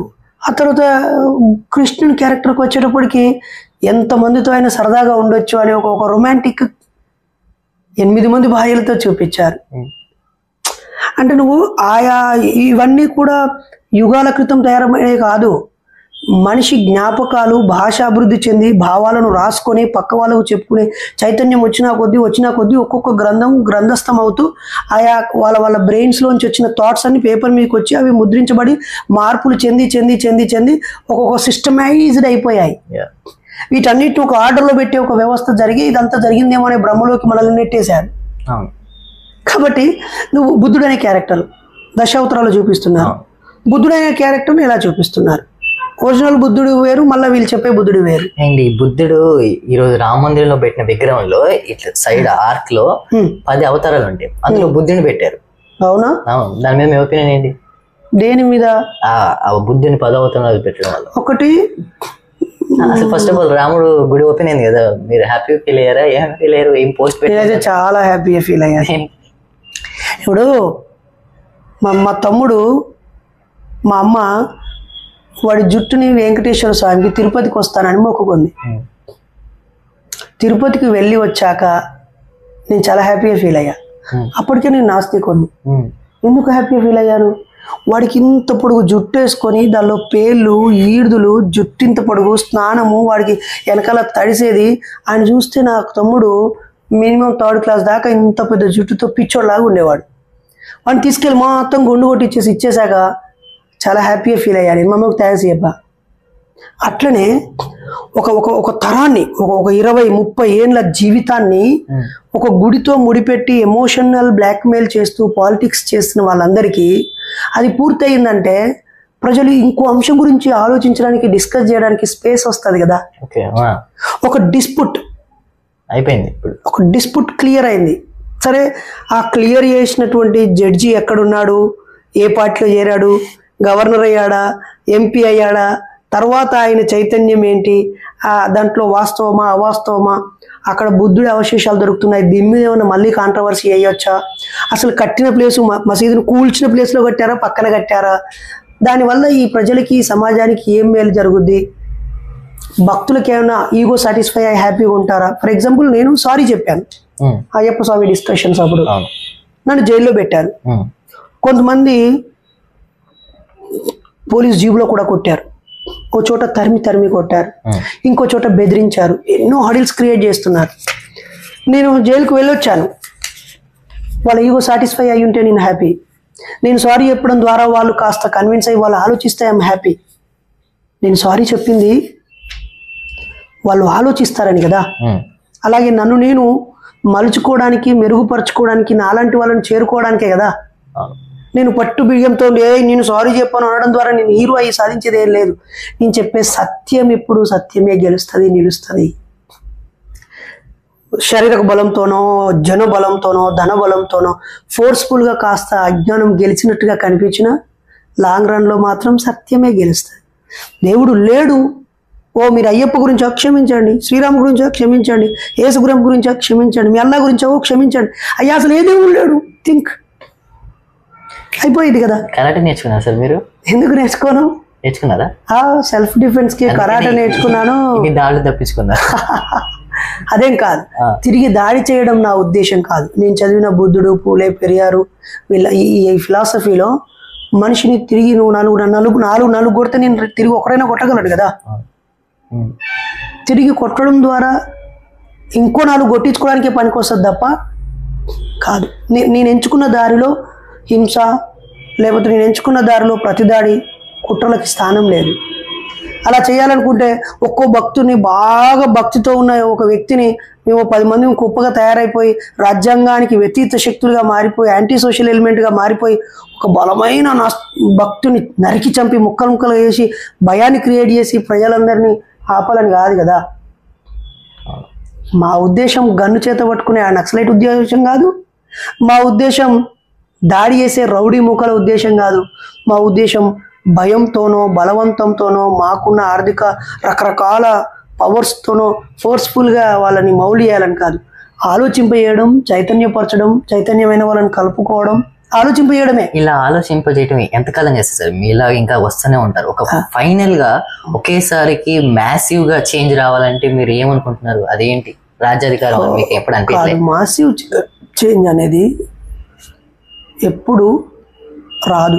దాని బ్యాక్గ్రౌండ్లో కల్చరల్ చేంజ్కి ఫౌండేషన్ ఎక్కడో ఉంటుంది. అంటే నేను ఈరోజు ఇక్కడ కొత్త బస్ స్టాండ్ వచ్చింది, అంతకుముందు ఖమ్మంలో బస్ స్టాండ్ అక్కడ ఉండేది, అవునా? అది ఇక్కడికి రావడానికి ముందు కేవలం మీ పువ్వాడ అజయ్ కుమార్ గారే ప్రారంభించి ఉంటారు, ఇక్కడ ఫండ్ రైజ్ చేసి ఉంటాడు. ఆయనకు ఆ క్రెడిట్ పోవచ్చేమో కానీ అసలు ఈ నగరం అభివృద్ధి చెందుద్ది, ఇటు బైపాస్ తీయాలి, ఈ ప్రభుత్వ స్థలాన్ని బస్టాండ్గా పెట్టాలని ఎంతో పోరాటం చేసి ఉంటారు, ఎంతోమంది ఆలోచించి ఉంటారు, ఎంతో మంది. కొంతమంది ఈ ఏరియాలో స్థలం కొని పెట్టుకుంటే బిజినెస్ డెవలప్ అవుతుందని ముందు చూపుకుని ఉంటారు. కొంతమంది ఈ ప్రాంతంలో స్వచ్ఛంగా జీవించే వాళ్ళు కూడా దాన్ని ఊహించక ఎంతో కొంత 1 లక్షకి 2 లక్షలు వస్తున్నాయి కానీ అమ్ముకొని పోయి బాధపడేటోళ్ళు ఉంటారు. కాబట్టి ఏ మార్పు 1 రోజులో 2 రోజులు రాదు. ఒకవేళ ఇప్పుడే నిన్నగాక ఈ రోజే మార్పు వచ్చినా కూడా ఇప్పుడు ఇక్కడ రేవంత్ రెడ్డి గవర్నమెంట్ వచ్చింది తెలంగాణలో. 10 సంవత్సరాలు కేసీఆర్ పాలన జరిగింది. 5 ఏళ్ళు చాలా మంచిగా అనిపించింది. రెండోసారి గెలిచాక ప్రజల ఆకాంక్షలు నెరవేర్చలేదనిపించింది. అది ఆ ఓట్ల బాక్స్లో వచ్చినాక రిజల్ట్ రాగానే ఈ నెల రోజుల్లోనే మారినట్టు కాదు. ఎప్పటి నుంచో ప్రజలకు రకరకాల చోట అసంతృప్తి ఉండి ఉండి ఉండి ఉండి వాళ్ళు ప్రదర్శించాల్సిన సందర్భం ఎన్నికలు అనే ఒక గీత ఉంది కాబట్టి గీతకు ముందు ఎన్నికలకు ముందు ఒక ప్రభుత్వం, ఎన్నికల తర్వాత ఒక ప్రభుత్వం అనేది చూపించింది. అట్నే ఈ సోషల్ చేంజ్కి పలానా తేదీకి ముందు ఉన్న భక్తుని పలానా తేదీ తర్వాత నాస్తికుని అనం కదా. అలా గ్రాడ్యువల్గా మార్పులు వస్తూ ఉంటాయి. మార్పు వస్తూనే ఉంటుంది. ఇది ఒక నిరంతర ప్రక్రియ. కాబట్టి ఈ ఖమ్మం మొత్తం ఈ రోజే నాస్తికులు అయిపోయారు. నేను అలా వచ్చాను చెప్పాను అని అనుకో ఉదాహరణకి. రేపటి నుంచి ఏంటి? రేపటి నుంచి నేనేం చేస్తా? ఇక దేవుడు లేడు అని చెప్పను. ఇక్కడ ఏం చేస్తాను? ఇప్పుడు నాస్తికత్వం అనే ఒక ఫ్లేవర్ అయిపోయింది. ఇప్పుడు నెక్స్ట్ హ్యూమన్ వాల్యూస్, బ్యాడ్ హ్యాబిట్స్ని ఎరాడికేట్ చేయడం, ఆల్కహాల్ని తొలగించడం, పర్యావరణాన్ని కాపాడడం, లైఫ్ టైంని పెరిగించడం, మన ఒక డెవలప్మెంట్ని ఇవ్వడం, ఇంకా సమాజాన్ని మెరుగుపరచడం. అంటే ఇట్లా ఒకదాని తర్వాత ఒకటి ఒకదాని తర్వాత ఒకటి వస్తాయి. సమస్యలు ఉన్నంత వరకు దానిపై మాట్లాడే గొంతులు కావాలి, రాసే గొంతులు కావాలి, కళారూపాల కళాకారులు కావాలి, దానికి నాయకత్వం వహించే నాయకత్వం కావాలి. ఎక్కడైతే అజ్ఞానం ఉందో, ఎక్కడైతే అసమానతలు ఉందో, ఎక్కడైతే అభివృద్ధి నిరోధకమైందో దానికి కౌంటర్గా చైతన్యపరిచే ఒక వ్యవస్థ ఉండాలి. అది నిరంతర ప్రక్రియ. మనిషి ఉన్నంత వరకు చైతన్యపరచడం ఉండాలి కదా. దీనికి ఏంటంటే 2 దేశాల ఎగ్జాంపుల్స్ ఏంటంటే, చైనాలో ఇంత ముందు చాలా మూఢనమ్మకాలు ఉండే. ఎప్పుడైతే అక్కడ ఇప్పుడు కూడా కొన్ని ఉన్నాయి పర్సంటేజ్ చాలా తగ్గిపోయింది. ఎక్కువ పర్సెంట్ ఏథిస్ట్లే ఉంటారు గూగుల్లో కూడా చూసినా కానీ. ఎందుకంటే అక్కడ కమ్యూనిజం వచ్చిన తర్వాతకి ఎడ్యుకేషన్ సిస్టమ్ మారిపోయింది. ఎడ్యుకేషన్ సిస్టమ్ సైంటిఫిక్గా రావడం ద్వారా వాళ్ళు అక్కడ నుంచి వచ్చిన జనరేషన్ మొత్తం ఏథిస్ట్గా మారిపోయింది చాలా వరకు. అండ్ ఇక్కడ ఇంకో చోట లైక్ ఇప్పుడు తాలిబాన్లు పరిపాలిస్తున్న చోట ఇంత ముందు రష్యా వాళ్ళది ఉండేది. అక్కడ అప్పుడు చాలా వెస్ట్రన్ కల్చర్ వచ్చేసింది. అప్పటికి ముస్లిమ్స్ మొత్తం ఎయిత్ వాళ్ళుగా మారడం జరిగింది. మళ్ళీ తాలిబాన్లు రావడం వల్ల మళ్ళీ అక్కడ ఎడ్యుకేషన్ సిస్టమ్ని మార్చేశారు కాబట్టి మళ్ళీ మతం వచ్చేసింది అక్కడికి. సో ఇలా రాజ్యాధికారం ద్వారా ఎడ్యుకేషన్ సిస్టమ్ని మార్చొచ్చు, చాలా ఆస్పెక్ట్ని కంట్రోల్ చేయొచ్చు. కాబట్టి ఏథిజాన్ని ఎక్కువ మనం పెంచొచ్చు అని మీకు అనిపించలేదా? మీరు ఎథిజాన్ని ఒకే కోణంలో చూడడం ఆపండి. You are just 17 cross 18 years. Atheism అంటే దేవుళ్ళు అడిగేటోళ్ళు, ఎథిజం అంటే నాస్తికత్వం, ఎథిజం అంటే దేవుళ్ళని విమర్శించే వాళ్ళు, వాళ్ళ లోపాలను ఎత్తి చూపేవాళ్ళు అని కాకుండా ఎథిస్టులు అంటే సంఘ సంస్కర్తలు, ఒక చైతన్య స్థాయి, అదొక థాట్ ప్రాసెసింగు, అదొక వే ఆఫ్ లైఫ్ స్టైలు, అదొక మెచ్యూరిటీ అనేటువంటి దానికి మీరు రండి ఫస్ట్. ఇది వీళ్ళు అందరూ ఆయా రంగాల్లో ఉంటారు. ఇది ఒక రంగం కాదు, ఇది ఒక అంగం కాదు. గవర్నమెంట్లో లేదా ఈ సొసైటీలో ఒక అంగం కాదు. అన్నిట్లో ఉంటారు కదా. భక్తుల్లో ఉంటారు, ఆయా మతాల్లో ఉంటారు, ఆయా ఉద్యోగాల్లో ఉంటారు, ఆయా పాలిటిక్స్లో ఉంటారు. ఈ ఎథిస్ట్లే సపరేట్ ఒక పార్టీ అని, ఎథిస్ట్లో ఒక డిపార్ట్మెంట్ అని, ఎథిస్ట్లో ఒక వ్యవస్థ అని అనుకోకూడదు. ఈ వ్యవస్థలో అన్ని రంగాల్లో ఎథిస్టులు ఉంటారు అనేది ఒక గుర్తుపెట్టాలి. అన్ని రంగాల్లో ఉన్నా కానీ ఎలా సార్? ఇప్పుడు కాంగ్రెస్ లో ఉన్నారు అనుకుందాం, ఏథిస్టులు ఉన్నారు. వాళ్ళు ఏం చేస్తారు? వాళ్ళు వ్యక్తిగతంగా ఏథిస్టులు ఉంటారు కానీ అందరినీ రేషనల్ గా థింకింగ్ చేయాలని వాళ్ళకి ఉన్నా కానీ ఆ పార్టీ సిద్ధాంతం అది కాదు. వాళ్ళ పార్టీ ఆశయాలు వేరుంటాయి. రేపు పొద్దున పార్టీ ఆశయాలు మారిపోయి వాళ్ళు ఏదో మతం గొడవ పెట్టాలనుకున్నారు అనుకోండి, అప్పుడు ఏథిస్ట్ ఉంటే ఏం చేస్తాడు? ఏం చేయలేడు. ఒక బీజేపీలో ఏథిస్ట్ ఉంటే అలా అనుకుంటావు. కానీ అందులో కూడా ఎక్కడ ఎథిస్ట్ ఉన్నా, ఈవెన్ నేను నాస్తికుని, నేను ఒక ఎక్స్ అనే ఒక ఊరికి సర్పంచ్ అయ్యాను. ఎగ్జాంపులే. మళ్ళీ మీ తమ్ముని నరేష్ సర్పంచ్ కావాలనుకుంటున్నాడు అనుకోండి. నేను సర్పంచ్ అయ్యాను. మా ఊర్లో 1000 మంది ప్రజలకి నేను 5 ఏళ్ళు సహాయం చేసే నాయకుడిగా వాళ్ళు నన్ను ఎన్నుకున్నారు. ఇప్పుడు మా ఊర్లో 100 మంది క్రైస్తవులు ఉన్నారు. చర్చ్ ఉంది. చర్చికి వెళ్ళడానికి లైట్లు లేవు ఆ దారిలో. నా దగ్గరకు వచ్చారు. ఒక 50 మంది ముస్లింలు ఉన్నారు. మసీదుకి వెళ్ళడానికి దారి లేదు. నా దగ్గరకు వచ్చారు.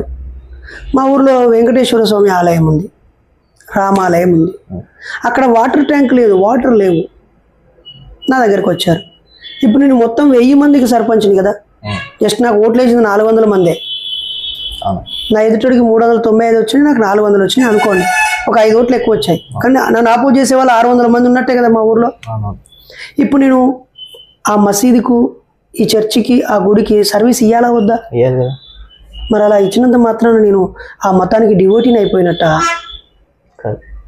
అక్కడికి వెళ్ళే ప్రజలు వెలుతురు కావాలి, ప్రమాదాలు జరుగుతున్నాయి, రోడ్డు కావాలి, ఇబ్బంది పడుతున్నారు, వాటర్ కావాలి, కామన్ నీడు మిస్ అవుతున్నాం అనే కోణంలో చూడాలి. ఆయా పాలిటిక్స్లో ఉన్న ఎథిస్టులు కూడా ఆ పొలిటికల్ పార్టీ యొక్క దాన్ని నడిపిస్తూనే వాళ్ళ ఫ్లేవర్లని వాళ్ళు ఇస్తున్నారా, వాళ్ళు కూడా కోల్పోయి రొచ్చులో మునిగిపోయి వాళ్ళు ఎథిస్ట్ అనే ఐడెంటిటీనే కోల్పోయారు అనేది చూడాలి. ఓకేనా? సో ఎప్పుడు మోసేవాడిదే జెండా, దున్నేవాడిదే భూమి అన్నట్టు ఈ ఆలోచనతో ప్రచారం చేస్తూ ఉన్నవాడినే ప్రతినిధిగా చూడాలి తప్ప మిగతా వాళ్ళందరినీ ఒక రామ్ గోపాల్ వర్మ ఆడపిల్లల గురించి ఇష్టం వచ్చినట్టు అన్నాడు కాబట్టి నాస్తికులందరూ ఇలాగే, ఒక బాబు గోగిని అని ఇంటర్నేషనల్ రిలేషన్స్ మీద పనిచేస్తున్నాడు కాబట్టి అందరు ఎథిస్టులు ఇంటర్నేషనల్ అని, లేదా ఒక బైరి నరేష్ అయ్యప్ప గురించి మాట్లాడాడు లేదా దేవుళ్ళ గురించి చాలా బోల్డ్గా ఓపెన్గా మాట్లాడతాడని అందరు అలాగే ఉంటారని, లేదా ఒక నాస్తికుడైన ఒక ఐఏఎస్ ఒక ఎడ్యుకేషన్ సిస్టమ్ను డెవలప్ చేశాడు, ఆంధ్రలో నాడు నేడు కోసం బాగా పనిచేశారు ఆకునూరు మురళి ఐఏఎస్ గారు. ఆయన ఇండివిజువల్గా ఎథిస్ట్ కానీ లైఫ్లో సెక్యులర్. ఒక ఆర్ఎస్ ప్రవీణ్ కుమార్ గారు ఆయన ఇండివిజువల్గా ఏ రిలీజియన్కి బాండ్ కాదు, అలానే అగెనిస్ట్ కాదు, నేను నాస్తికున్నాన్ని మెడకు వేసుకొని తిరిగే వ్యక్తి కాదు. మరి ఆయన గురుకులాలను నడిపించిన తీరు గమనించలేదా? ఆకునూరి మురళి గారిని గమనించలేదా? ఇంకెంతమంది బ్రాహ్మణ కులంలో పుట్టిన ఎస్ఆర్ శంకరన్ ఐఏఎస్ చీఫ్ సెక్రటరీగా పనిచేశాడు. ఆయన ఎన్ని రివల్యూషన్ ఒక ఆలే కాదు, అన్ని కమ్యూనిటీల్లో ఉంటారు. ఇప్పుడు ఏమి ఒక్కొక్కటి చెప్తూ ప్రొలాంగ్ అవుతూ ఉంటాయి. కాబట్టి మనం ఆ ఫ్లేవర్ దీన్ని ఒక ఐడియాలజికల్ మెచ్యూరిటీగా చూడాలి తప్ప ఒక సంఘంగానో లేకపోతే ఒక విభాగంగానో చూడొద్దు. చూస్తే మనం అర్థం చేసుకోలేము. అంటే ఏంటంటే ఇప్పుడు మీకైతే ఈ దేశంలో అందరూ హేతువాదులుగా మారాలని ఉందా లేదా? అదేం కాదు, మంచి మనుషులుగా మారితే చాలు. అంటే మంచి మనుషులు అంటే మూఢత్వం వీడితే చాలు, ట్రాన్స్పరెంట్ గా మూఢత్వం వీడేసి. ఇప్పుడు ఊర్లో అన్ని రకాల పనులు అందరూ చేస్తుంటారు వాళ్ళ వీలుని బట్టి. కొంతమంది వేరే ప్రాంతం నుంచి వచ్చి, నాకైతే అందరూ సర్పంచ్లు కావాలంట, అవుతామా? ఒక్కో టర్మ్కి ఒక్కోడే అవుతాడు. అందరు ఎడ్యుకేట్ కావాలంట, అందరికి ఉద్యోగాలు వస్తాయి. ఉద్యోగం కోసం కాదు, ఎడ్యుకేషన్ అనేది నాలెడ్జ్ కోసం కదా.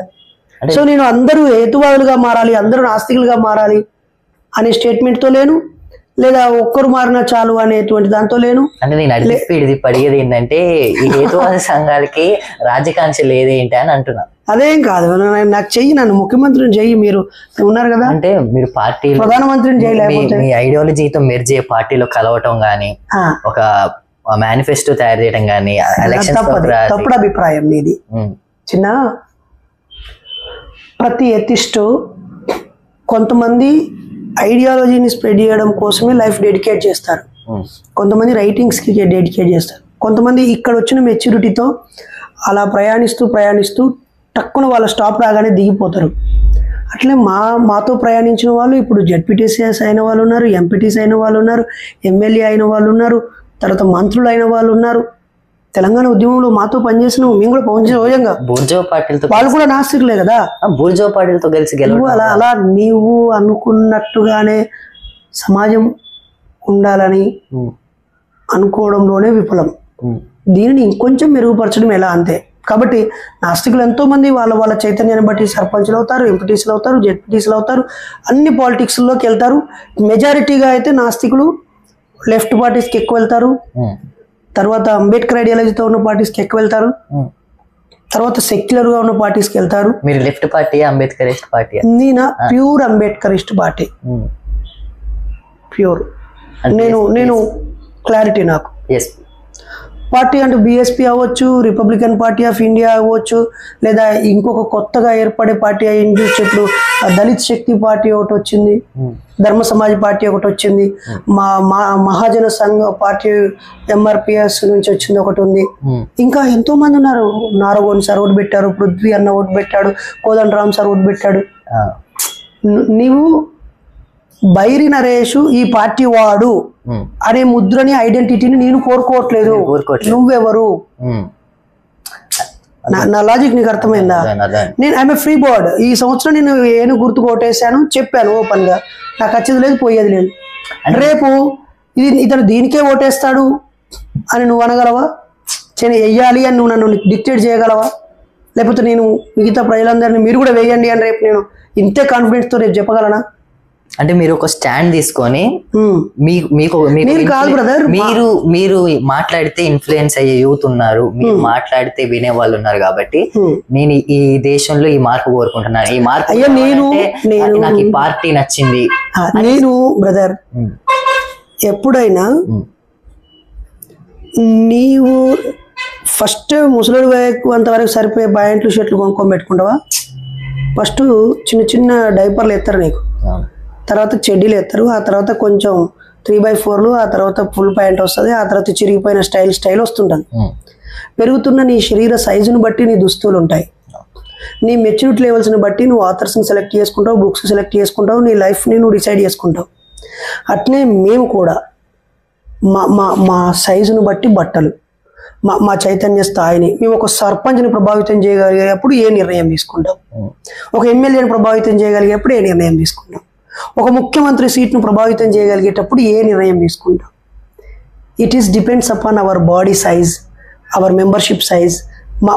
మాకు అంతర్గతంగా జరిగే డిస్కషన్స్, డిబేట్స్, మా కెపాసిటీ, మా స్ట్రెంగ్త్, మా వీక్నెస్, మా సపోర్ట్ కోరుతున్న వాళ్ళ యొక్క డిమాండ్స్, ఇవన్నీ పెరుగుతున్న కొద్దీ వస్తూ ఉంటాయి. కానీ ముందే నువ్వు ఊహించి పెట్టుకోవడం, పిల్ల పుట్టక ముందే కుళ్ళ కొట్టించుకున్నట్టుగా, ఇక పిల్లే పుట్టకపోతే ఆ కుళ్ళను చూసి ఏడ్చినట్టుగా ఉంటుంది వ్యవహారం. రాజీకి అర్థమైందా? సో మీరు ఇప్పుడు వచ్చే కొత్త ఓటర్స్ కి, యూత్ కి ఏం చెప్పాలనుకుంటున్నారు? లైక్ మీరు ఎలా, మై డియర్ యంగ్ ఓటర్స్, రేపు కామన్ ఎలక్షన్స్లో, ఎంపీ ఎలక్షన్స్తో, సర్పంచ్, ఎమ్మెల్యే ఎలక్షన్స్లో, ఇంకా ఎమ్మెల్యే ఎలక్షన్స్ అయితే ఇప్పట్లో లేవు, ఇంకో 5 years దాకా మీరు ఇప్పుడే 17-18 ఉంటే మీరు ఛాన్స్ మిస్ అయిపోయారు. యాక్చువల్లీ మీకు 21 సంవత్సరాలకి మీకు ఓటేయాలని బాబాసాహెబ్ అంబేద్కర్ ఇండియన్ కాన్స్టిట్యూషన్లో రాశాడు. వరల్డ్ వైడ్గా మహిళలకు కూడా ఓటు హక్కు ఉండాలని ఇంగ్లాండ్కు కూడా మార్గం చూపించిన వ్యక్తి బాబాసాహెబ్ అంబేద్కర్. ఒకసారి ఓటేసే ముందు బాబాసాహెబ్ నాకు ఓటు హక్కు ఇచ్చాడని నాకు say thanks to Babasaheb Ambedkar. అలాగే ఎలక్షన్స్కి ముందు భారత రాజ్యాంగాన్ని చదవండి. అలాగే మీ దగ్గర ఉన్న రాజకీయాలన్నింటినీ పరిశీలించండి. రాజకీయాలు నిషేధం కాదు, మాకు సంబంధం లేని అని అనుకోకండి. నేను చదువుకోవాలి, ఉద్యోగం చేయాలి, పాలిటిక్స్ నాకు పడవని అనకండి. Political power is master key అని బాబాసాహెబ్ అంబేద్కర్ అన్నాడు, అది నిజం. అయితే మీరు స్పెషలైజేషన్ ఏంటో చూసుకుంటూ మీ టైంని, మీ బ్రెయిన్ని పాలిటిక్స్కి కేటాయించండి. రేపు ఓటేసేటప్పుడు మాత్రం ప్రధానంగా ఇప్పుడైతే ఒక 10 ఏళ్ళుగా ఉన్న ప్రభుత్వం అంత అత్యున్నతంగా ఏం పాలించలేదు కాబట్టి మార్పు ఓటేయండి. ఎటువైపు ఓటేస్తే మార్పు వస్తుందో ఒకసారి అటువైపు ఓటేయండి. అలా నేను డైరెక్ట్గా మీరు కాంగ్రెస్కి ఓటేయండి, రేవంత్ రెడ్డి పార్టీ నేను, లేదా సోనియా గాంధీని నేను గౌరవిస్తాను, రాజీవ్ గాంధీ నేను సపోర్ట్ అని నేను చెప్పలేను. ఎందుకంటే I'm not a politician, not a full time politician, నేను పవర్ పాలిటిక్స్లో లేను. కాబట్టి ఓటేసే ముందు మంచి మేనిఫెస్టో ఏ పార్టీతో ఉంది, అలాగే ఏ పార్టీ ఈ సమాజాన్ని ముందుకు నడిపిస్తుంది అని మీరు నమ్ముతున్నారో వాళ్ళకే ఓటేయండి. దయచేసి మద్యానికి, మత్తుకి మీరు బానిసై ఓటును అమ్ముకోకండి. విలువ, మీ ఓటుకు విలువ వచ్చేలాగా విలువతో కూడిన ఓటు వేయండి. ఓకే సార్, ఒక క్వశ్చన్ ఏంటంటే మీకు నచ్చిన మతం ఏంటి సార్, బుద్ధిజం కాకుండా ఒకటి చెప్పరా? ఇప్పుడు నేను మొన్న హైదరాబాద్ ఓల్డ్ సిటీలో ఒక మసీదుకు వెళ్ళాను. ప్రపంచ మతాల సమ్మేళనంలో నన్ను కూడా నాస్తిక మతం అనుకొని పిలిచిరు. నాస్తిక మతం అనుకొని పిలిచిరు. నాస్తిక మతం అంటే మీరేమన్నా అనుకొని పిలిచిళ్ళు, మాట్లాడా. ఆయన అన్నాడు, ఇస్లాం మతంలో ఇలా ఇది ఉంది, ఇది కరెక్ట్ కాదు కదా, దేవుడే లేడు, మీరు విగ్రహాలు మొక్కడు నేను అభినందిస్తున్నాను, కానీ ఇస్లాంలో ఇలా దయ్యాలు భూతాలు వదలడము, మతాలు మారితేనే పిల్లనిచ్చి పెళ్లి చేస్తానడము, ఇవన్నీ అందులో లోపలన్నీ ఓపెన్గా అక్కడ బోల్డ్గా చెప్పేశా. వాళ్ళు ఏమన్నారు, ఇస్లాం మతం కాదండి, ఎవడన్నాడండి అని అన్నారు. ఇది నేను కొత్తగా విన్న విషయం. తర్వాత హైందవం దగ్గరికి వెళ్తే ఇది మతం కాదు, ఒక జీవన విధానం అంటారు. బౌద్ధం దగ్గరికి వెళ్తే వాళ్ళు ఏమంటారు, ఇది కూడా ఒక జీవన విధానం అంటారు. కాబట్టి జీవన విధానానికి ఏ మతం అక్కర్లేదంట నేను. మనిషిగా బతకొచ్చు, మతం మూసిగేసుకొని బతకాల్సిన అవసరం లేదు. నువ్వు తినే తిండి ఏ మతం వాడు వండించాడు, నువ్వు తాగే నీరు ఎవడు ఫిల్ చేశాడు, నువ్వు ఎక్కే బస్సు ఎవడు నడుపుతున్నాడు, నువ్వు ఉపయోగించే మోటార్ సైకిల్ ఏ మొత్తబడు కనిపెట్టాడు, నువ్వు వేసుకునే ఇంజెక్షన్ ఎవడు కనిపెట్టాడు, ఆ బ్లడ్ భద్రపరచడం ఎవడు కనిపెట్టాడు, నీ హార్ట్కి ఆపరేషన్ చేసే ఆ ఎక్విప్మెంట్ ఏ డాక్టర్ కనిపెట్టాడు, నీకు ఆపరేషన్ చేసే డాక్టర్ ఏ మతమోడు, నువ్వు తినే హోటల్లో నువ్వు తినే తిండి ఏ మతమోడు తయారు చేశాడు, లేదా నువ్వు ఇప్పుడు పట్టుకున్న డబ్బు ఇంతకుముందు ఏ మతం చేతిలో నుంచి నీ చేతిలోకి వచ్చింది. ఎక్కడైనా దేనినైనా మతం పేరుతో చూడడం అంతకు మించిన దౌర్భాగ్యం ఇంకోటి లేదు. సో మతం లేకుండా బతకొచ్చు, ఎంతోమంది బతికి చూపించారు. నేను కూడా అలాగే బతుకుతాను. ఇండియాలో నువ్వు పుట్టింది ఏదు అంటే 100% పద్మశాలి బీసీ కులం. సో అది పోదు. నాకు ఇప్పుడే డేవిడ్ అనే అన్న వాళ్ళ కొడుకు నో క్యాస్ట్ నో రిలీజియన్ అనే సర్టిఫికేట్ తీసుకున్నారు. ఇప్పుడు ప్రభుత్వాలు కనుక నన్ను మతం అడగకుండా, నన్ను కులం అడగకుండా జీవించే ఫెసిలిటీ ఇవ్వాలని కోరుతున్నాను. రేపు సెన్సెక్స్లో కూడా ఇతరులు అని ఉన్నట్టుగానే 10th, ఇంటర్, డిగ్రీ, పీజీ ఉద్యోగాలు ఎక్కడైనా వాడికి అవసరం ఉంటే వాడు వాడుకోవచ్చు వాడి కులాన్ని. అవసరం లేనప్పుడు చెప్పాల్సిన అవసరం లేని పరిస్థితి కావాలంటాను. లాజిక్ వినబడిందా? అసలు అవసరం లేని, నాకు అవసరం లేదు ఇక్కడ నా కులాన్ని చెప్పడం, కానీ వాడు మెన్షన్ చేసి అడగడం వద్దు అంటున్నాను నేను. నాకు అవసరం, అరే నేను ఈ కులంలో పుట్టడం వల్లే, పేదరికం ఉండడం వల్లే వెనకబడ్డాను కాబట్టి నేను ముందు పడడం కోసం నాకు కొంత కాన్స్టిట్యూషనల్ రైట్ ఉంది కదా. ఎకనామికల్ బేస్డ్గా అయ్యలేదు ఈ పాలకులు, సోషో ఎకనామికల్, ఎడ్యుకేషనల్, పొలిటికల్ బ్యాక్వర్డ్ని బేస్ చేసుకొని నాకు ఇచ్చిన రిజర్వేషన్ కాబట్టి నేను ఎస్టీ కోటాలో ఎమ్మెల్యే అవుతాను, నేను ఎస్సీ కోటాలో ఎమ్మెల్యేని అవుతాను, ఎస్సీ కోటాలో ఎంపీని అవుతాను, ఎస్సీలకు సర్పంచ్, ఎంపీ, జెడ్పీటీసీలో వాటా కావాలని కోరుకోవడం వెనకాల ఈ జాతులు తరతరాలుగా దోపిడీకి గురయ్యారు, పీడనకు గురయ్యాడు, అవకాశాలు లేకుండా ఉన్నారు కాబట్టి అక్కడ అడుగుతాం. మిగతా చోట్ల ఎక్కడెక్కడ అవసరం ఉండదో అక్కడక్కడ అవసరం లేకుండా చేయాలా అనేది నా ఉద్దేశం. ఓకే సార్, ఈ ఈడబ్ల్యూఎస్ గురించి విన్నారా సార్ మీరు? చాలా ఎక్కువ, ఎందుకంటే 100% ఉన్న మనకి 80% ఉన్న మనకేమో 50% రిజర్వేషన్. మనకు అని నన్ను ఎందుకు అలా కలిపేసుకుంటావు? మిగతా వాళ్ళు మనోళ్ళు గారా? అంటే మన అంటే ఎవరన్నట్టు? మన అంటే ఈ దేశంలో కొన్ని తరాలుగా. అంటే దీనికి పార్లమెంట్ లో ఒక డిస్కషన్ జరిగినప్పుడు మెజారిటీగా ఉన్నటువంటి ప్రజల్ని ఒక మానియాలోకి, ఒక దాంట్లోకి నెట్టేసి రాత్రికి రాత్రి ఓసీలలో ఉన్న పేదవాళ్ళ మీద ప్రేమ పుట్టుకొచ్చి రిజర్వేషన్ ఇచ్చి వాళ్ళ నుంచి ఫండ్ తీసుకొని అధికారంలోకి వచ్చింది ప్రభుత్వం. ఈరోజు 10% రిజర్వేషన్ వాళ్ళకి ఇవ్వడం వల్ల మనకైనా నష్టమేమి లేదు. మనకు ఉన్నదే పోతున్నప్పుడు సిగ్గుపడుతున్నాం మనం. తొక్కులో జాబులు రిజర్వేషను 100 మంది మీ ఊరిలో ఉంటే 5 మందే ప్రభుత్వ ఉద్యోగులు ఉంటారు. 95 మంది భూమితో, పెట్టుబడితో, వ్యాపారాలతో, విదేశాలతో, నాలెడ్జ్తో, వస్తు ఉత్పత్తితో రకరకాల రూపాల్లో డబ్బు సంపాదిస్తూ జీవిస్తూ ఉంటారు. ఈ 95% ఉన్నటువంటి మంది ఈ 5% ఉద్యోగాల గురించి ఆలోచించడం మానేసి సంపద మీద దృష్టి పెట్టాలని కోరుతాను.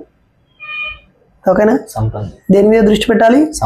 సంపద, వ్యాపారం, పెట్టుబడి, ఏది సమాజం, ఎంత ఎంత వస్తు ఉత్పత్తి, ఎంత వస్తు వినిమయం, ఎంత డబ్బు ఉంది, ఈ డబ్బు ఎటు పోతుంది, ఎట్లా, దీని మీద దృష్టి పెడితే ఈ డబ్బులు లేదు, తొట్టపేసి లేదు. ఇప్పుడంటే వాళ్ళకు 10% ఉద్యోగాలు ఇస్తున్నారు కావచ్చు, సంతోషం, రాని వాళ్ళ ఉద్యోగాలకు తప్పులేదు. కానీ మనం 10% కూడా వ్యాపారాలకు పోతలేం కదా. 10% క్యాపిటల్ని కూడా మనం క్యాప్చర్ చేయట్లేదు కదా. అసలు వాళ్ళకు పోయే 10% రిజర్వేషన్ గురించి మనం ఆలోచించొద్దు.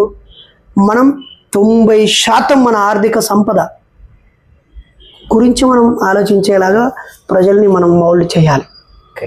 సో చాలా అడగాలనుకుంటున్నట్టున్నావు, కానీ నేను ఇప్పుడు 9 గంటలకి ప్రజాస్వామిక రచయిత్రుల వేదిక సమావేశంలో ట్రోలింగ్తో నేను ఎలా బాధపడ్డానో ప్రసంగించే వక్తగా వెళ్తున్నాను. మరి మీరు 10 నిమిషాలని దాదాపు గంటకు పైగా అయిపోయి ఉంటారు. అవును, సారీ దానికి. ఎందుకంటే మీతో మాట్లాడుతుంటే టైం తెలియట్లేదు. ఖచ్చితంగా మీరు మా ఛానల్కి మళ్ళీ ఒకసారికి ఇంటర్వ్యూ ఇవ్వాలని ఇంకా చాలా అనుకున్నాను, మాట్లాడలేదు. ఓకే, ఎనీహౌ కంక్లూడ్ చేసేయి. సో ఇంత అమూల్యమైన సమయాన్ని మాకు కేటాయించినందుకు మా BDSF ఛానల్ నుంచి మీకు థ్యాంక్స్ చెప్తున్నాం. ఒకసారి కూడా మీతో బోడ్కాస్ట్ పెట్టవలసిందిగా మేము కోరుకుంటున్నాం. సో మాకు ఇంకోసారి టైం ఇవ్వాలని కూడా. ఆన్లైన్లో కాకుండా, జూమ్లో కాకుండా నేను లైవ్గానే ఎక్కువ ఇష్టపడతాను. నిన్న రాత్రి కూడా రాంబాబు అని అన్న ఒక 25 మందితో ఒక ఎస్సీ కాలనీలో మీటింగ్ పెట్టాడు. దాదాపు ఒక 2 గంటల పాటు కేటాయించి వెళ్ళి వచ్చాను. ప్రత్యక్ష సంబంధాలు ఈ ఆన్లైన్లో, యూట్యూబ్లో చూసి ఇన్స్పైర్ అవ్వచ్చేమో, కానీ లైవ్గా కనెక్ట్ అవ్వడమే ఎఫెక్టివ్గా ఉంటుంది. సో మీరు కూడా, భగత్ సింగ్ రాశాడు కదా తన వీలునామాలు, మీరు అవసరం ఉన్న చోటుకి వెళ్ళండి అని చెప్పాడు కదా, అవునవును అవునా? అవును. అలాగే మీరు కూడా మీ అవసరం ఉన్న చోటుకి వెళ్ళాలని, నా యూట్యూబ్ ఛానల్ మిత్రులు కూడా ప్రజల్లోకి వెళ్ళాలని, ఈ ఛానల్ ఇది చూసిన మీరు ఎవరైనా నాతో లైవ్ కనెక్షన్లోకి రావాలని కోరుతున్నాను. మీ ప్రాంతం వచ్చినప్పుడు మిమ్మల్ని కలవాలని నేను ఆశిస్తున్నాను. మీరు ఈ సంఘంలో సభ్యులు అవ్వండి, శ్రేయోభిలాషులు అవ్వండి, అభిమానులుగా ఉండండి. మీ చుట్టూ ఉన్న మీలాంటి వాళ్ళని మాకు పరిచయం చేయండి, కాస్త ఆలోచించండి అని రిక్వెస్ట్ చేస్తున్నాను. Thank you so much. నేను ఇంటర్వ్యూ ఇచ్చిన యంగెస్ట్ పర్సన్ నువ్వే. నేను ఇంటర్వ్యూ తీసుకున్న పెద్ద మనిషి. Thank you so much. By bye friends.